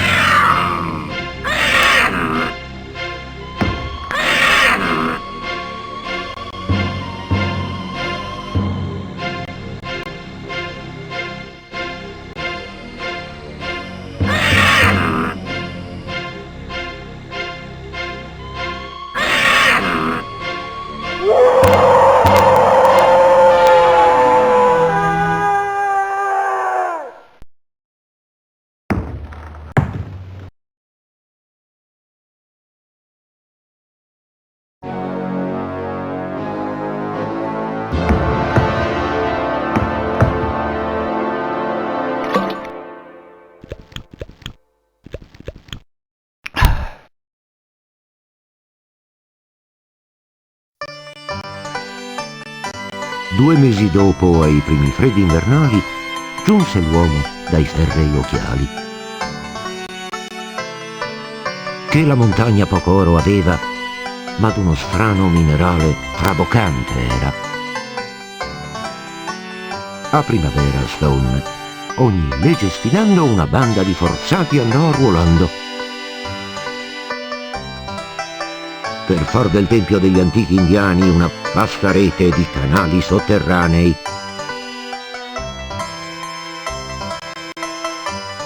Per accrescere ancor più il suo potere feroce, anche una stazione Stone costruire fece. Poi, sotto la minaccia dei Winchester, un cavallo di ferro fumante ei fece arrivar. E giacché la compagnia credere doveva che Slota Gulch un paradiso era,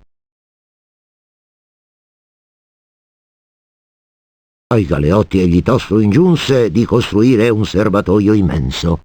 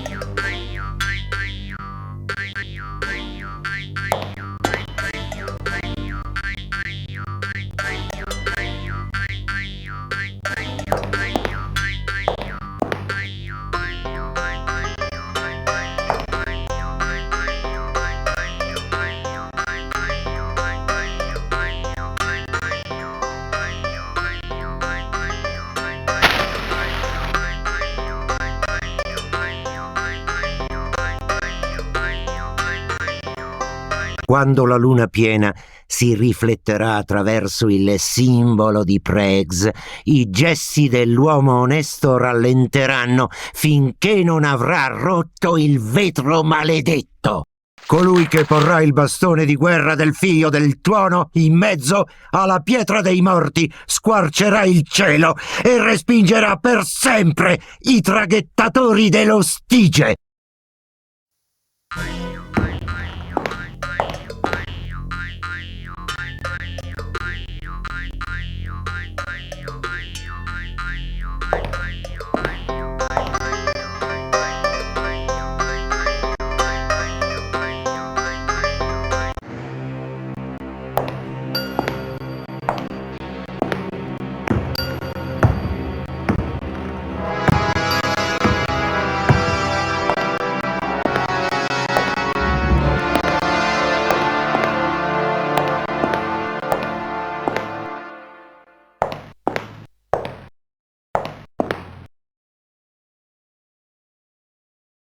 Tradizioni e usanze navajo. Autore Colonnello Walker. Si dice che un certo Prex sia l'autore di un libro blasfemo chiamato Libro Bianco. Tal libro sarebbe stato scritto con un inchiostro speciale, invisibile al primo momento. Si racconta che Prex declamasse sortilegi blasfemi alla luce del fuoco davanti ai suoi fedeli prima di darsi ad attività inique.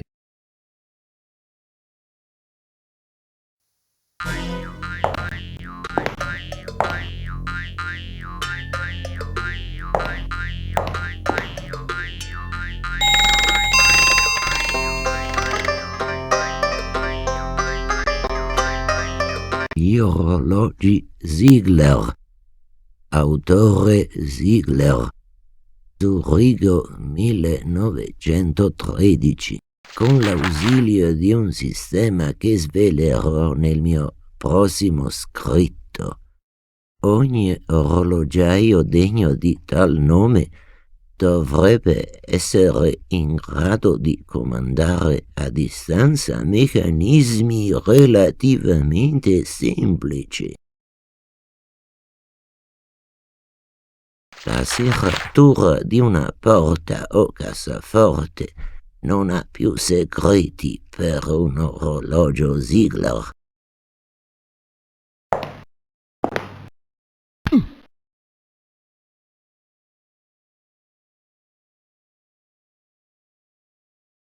Non sparare, sono Morrison, un amico di Emily.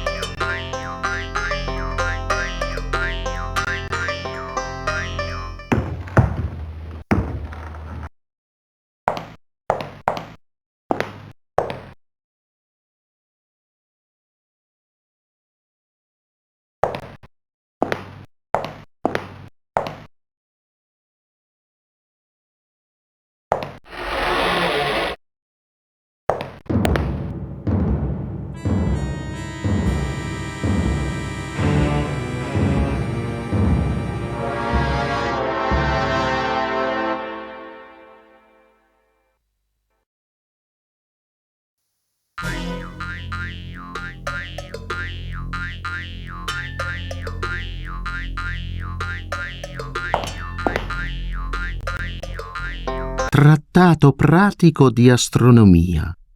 Racchiusa tra Ercole e Serpente si trova la costellazione della corona boreale, corona borealis, con un'estensione di 179 gradi quadrati.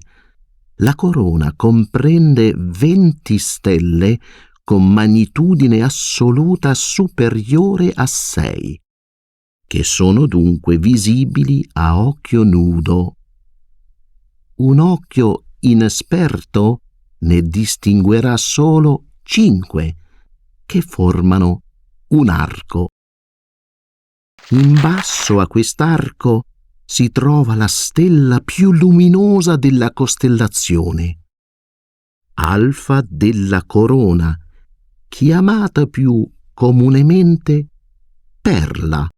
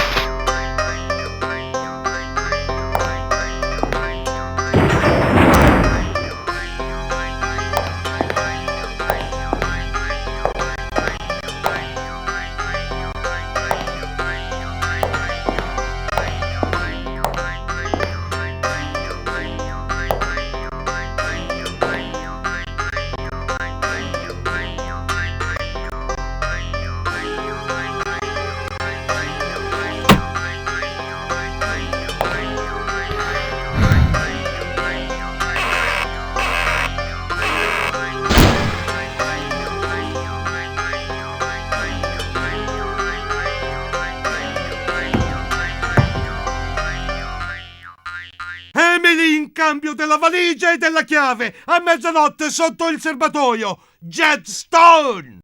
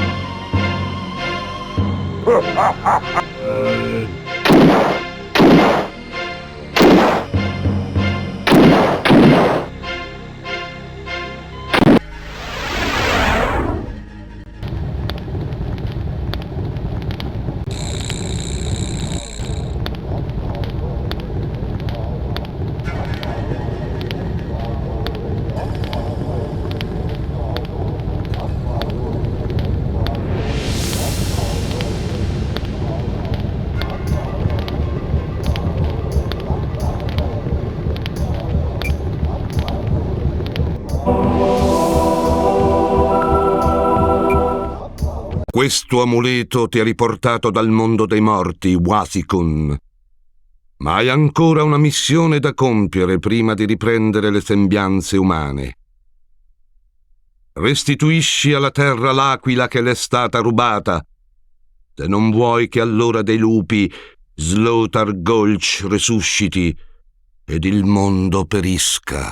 Sbrigati!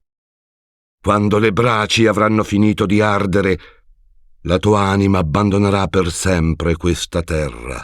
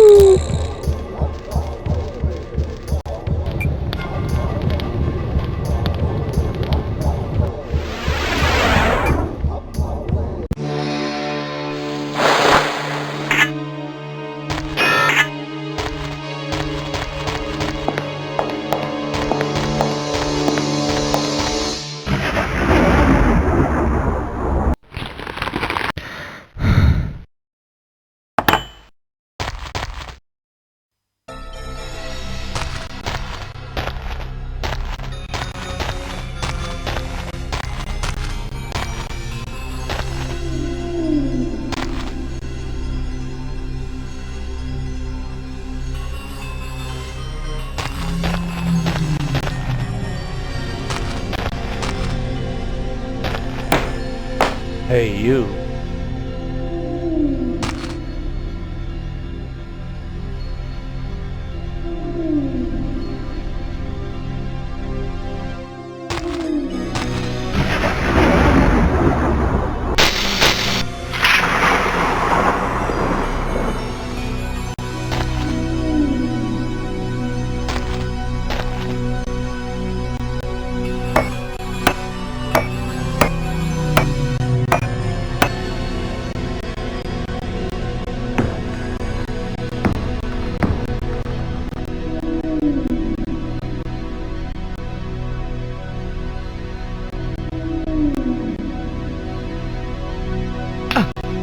Hey, you.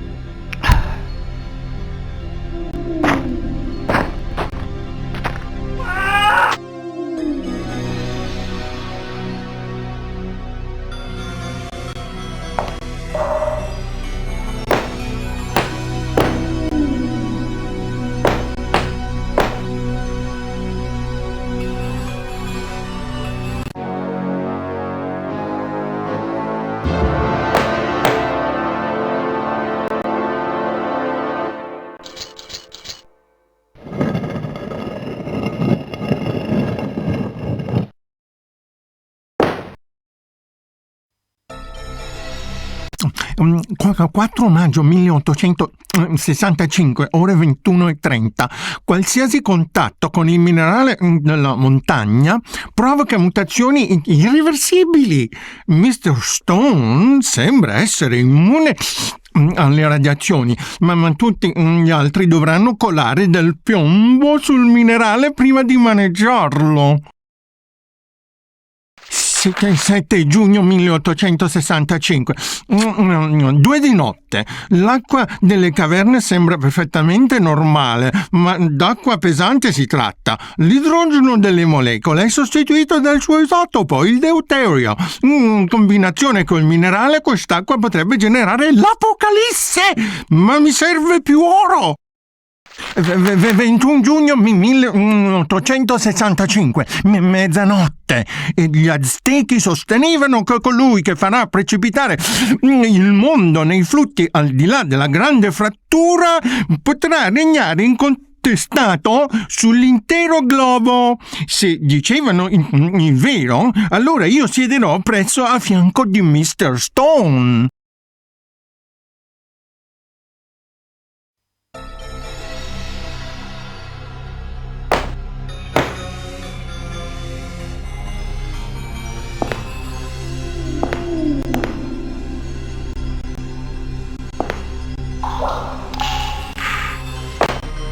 Hi, guy.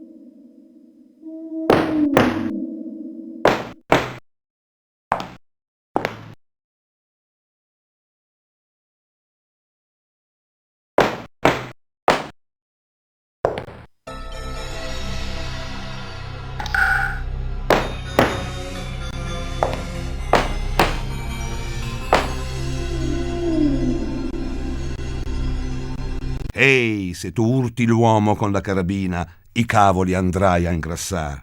Ma se da bere gli offrirai, grato te ne sarà, e allora fino al cielo salir ti farà. Ehi, una volta lassù, guardati dal vecchio balordo e dei suoi aghi avvelenati diffida. Ehi, oh, sul mio giaciglio meglio io sto. Ehi, oh, piccone e zappa non fanno per me.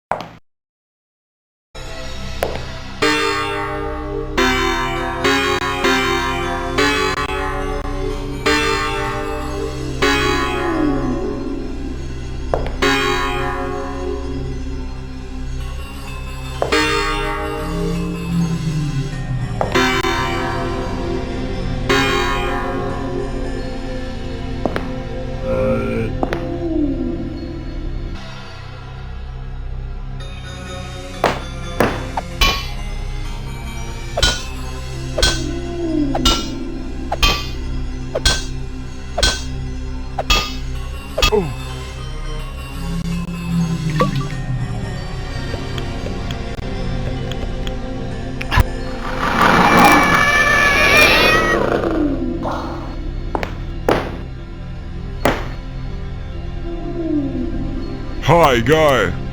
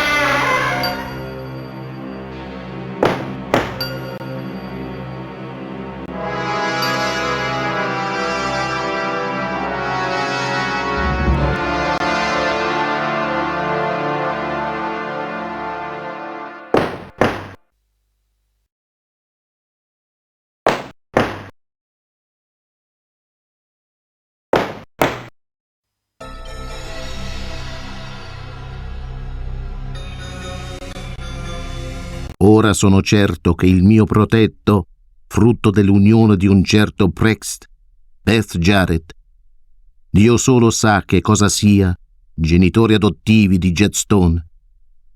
Dio voglia, segua la via segnata dai suoi diabolici G.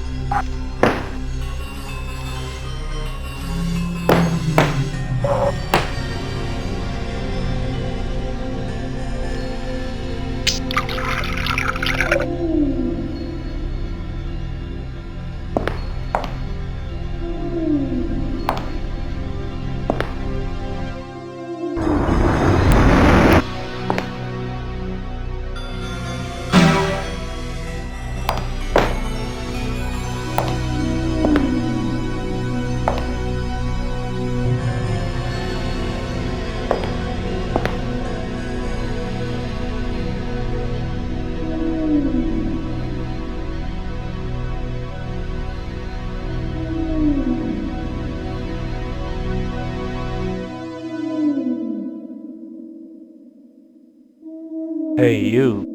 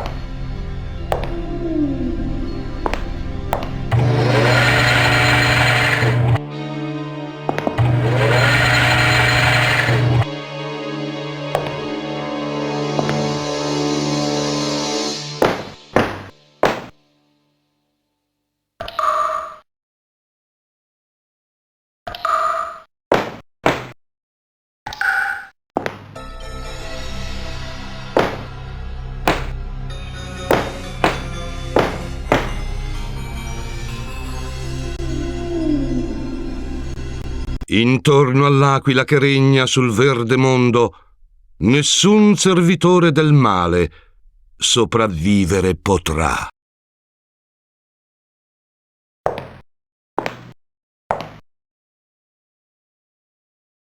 Johannesburg Gazette, 1 novembre 1837. Ieri, mentre la festa di Halloween era in pieno corso, le fiamme hanno squarciato la notte. Un incendio di origine sconosciuta si è sviluppato negli edifici della missione San Juan.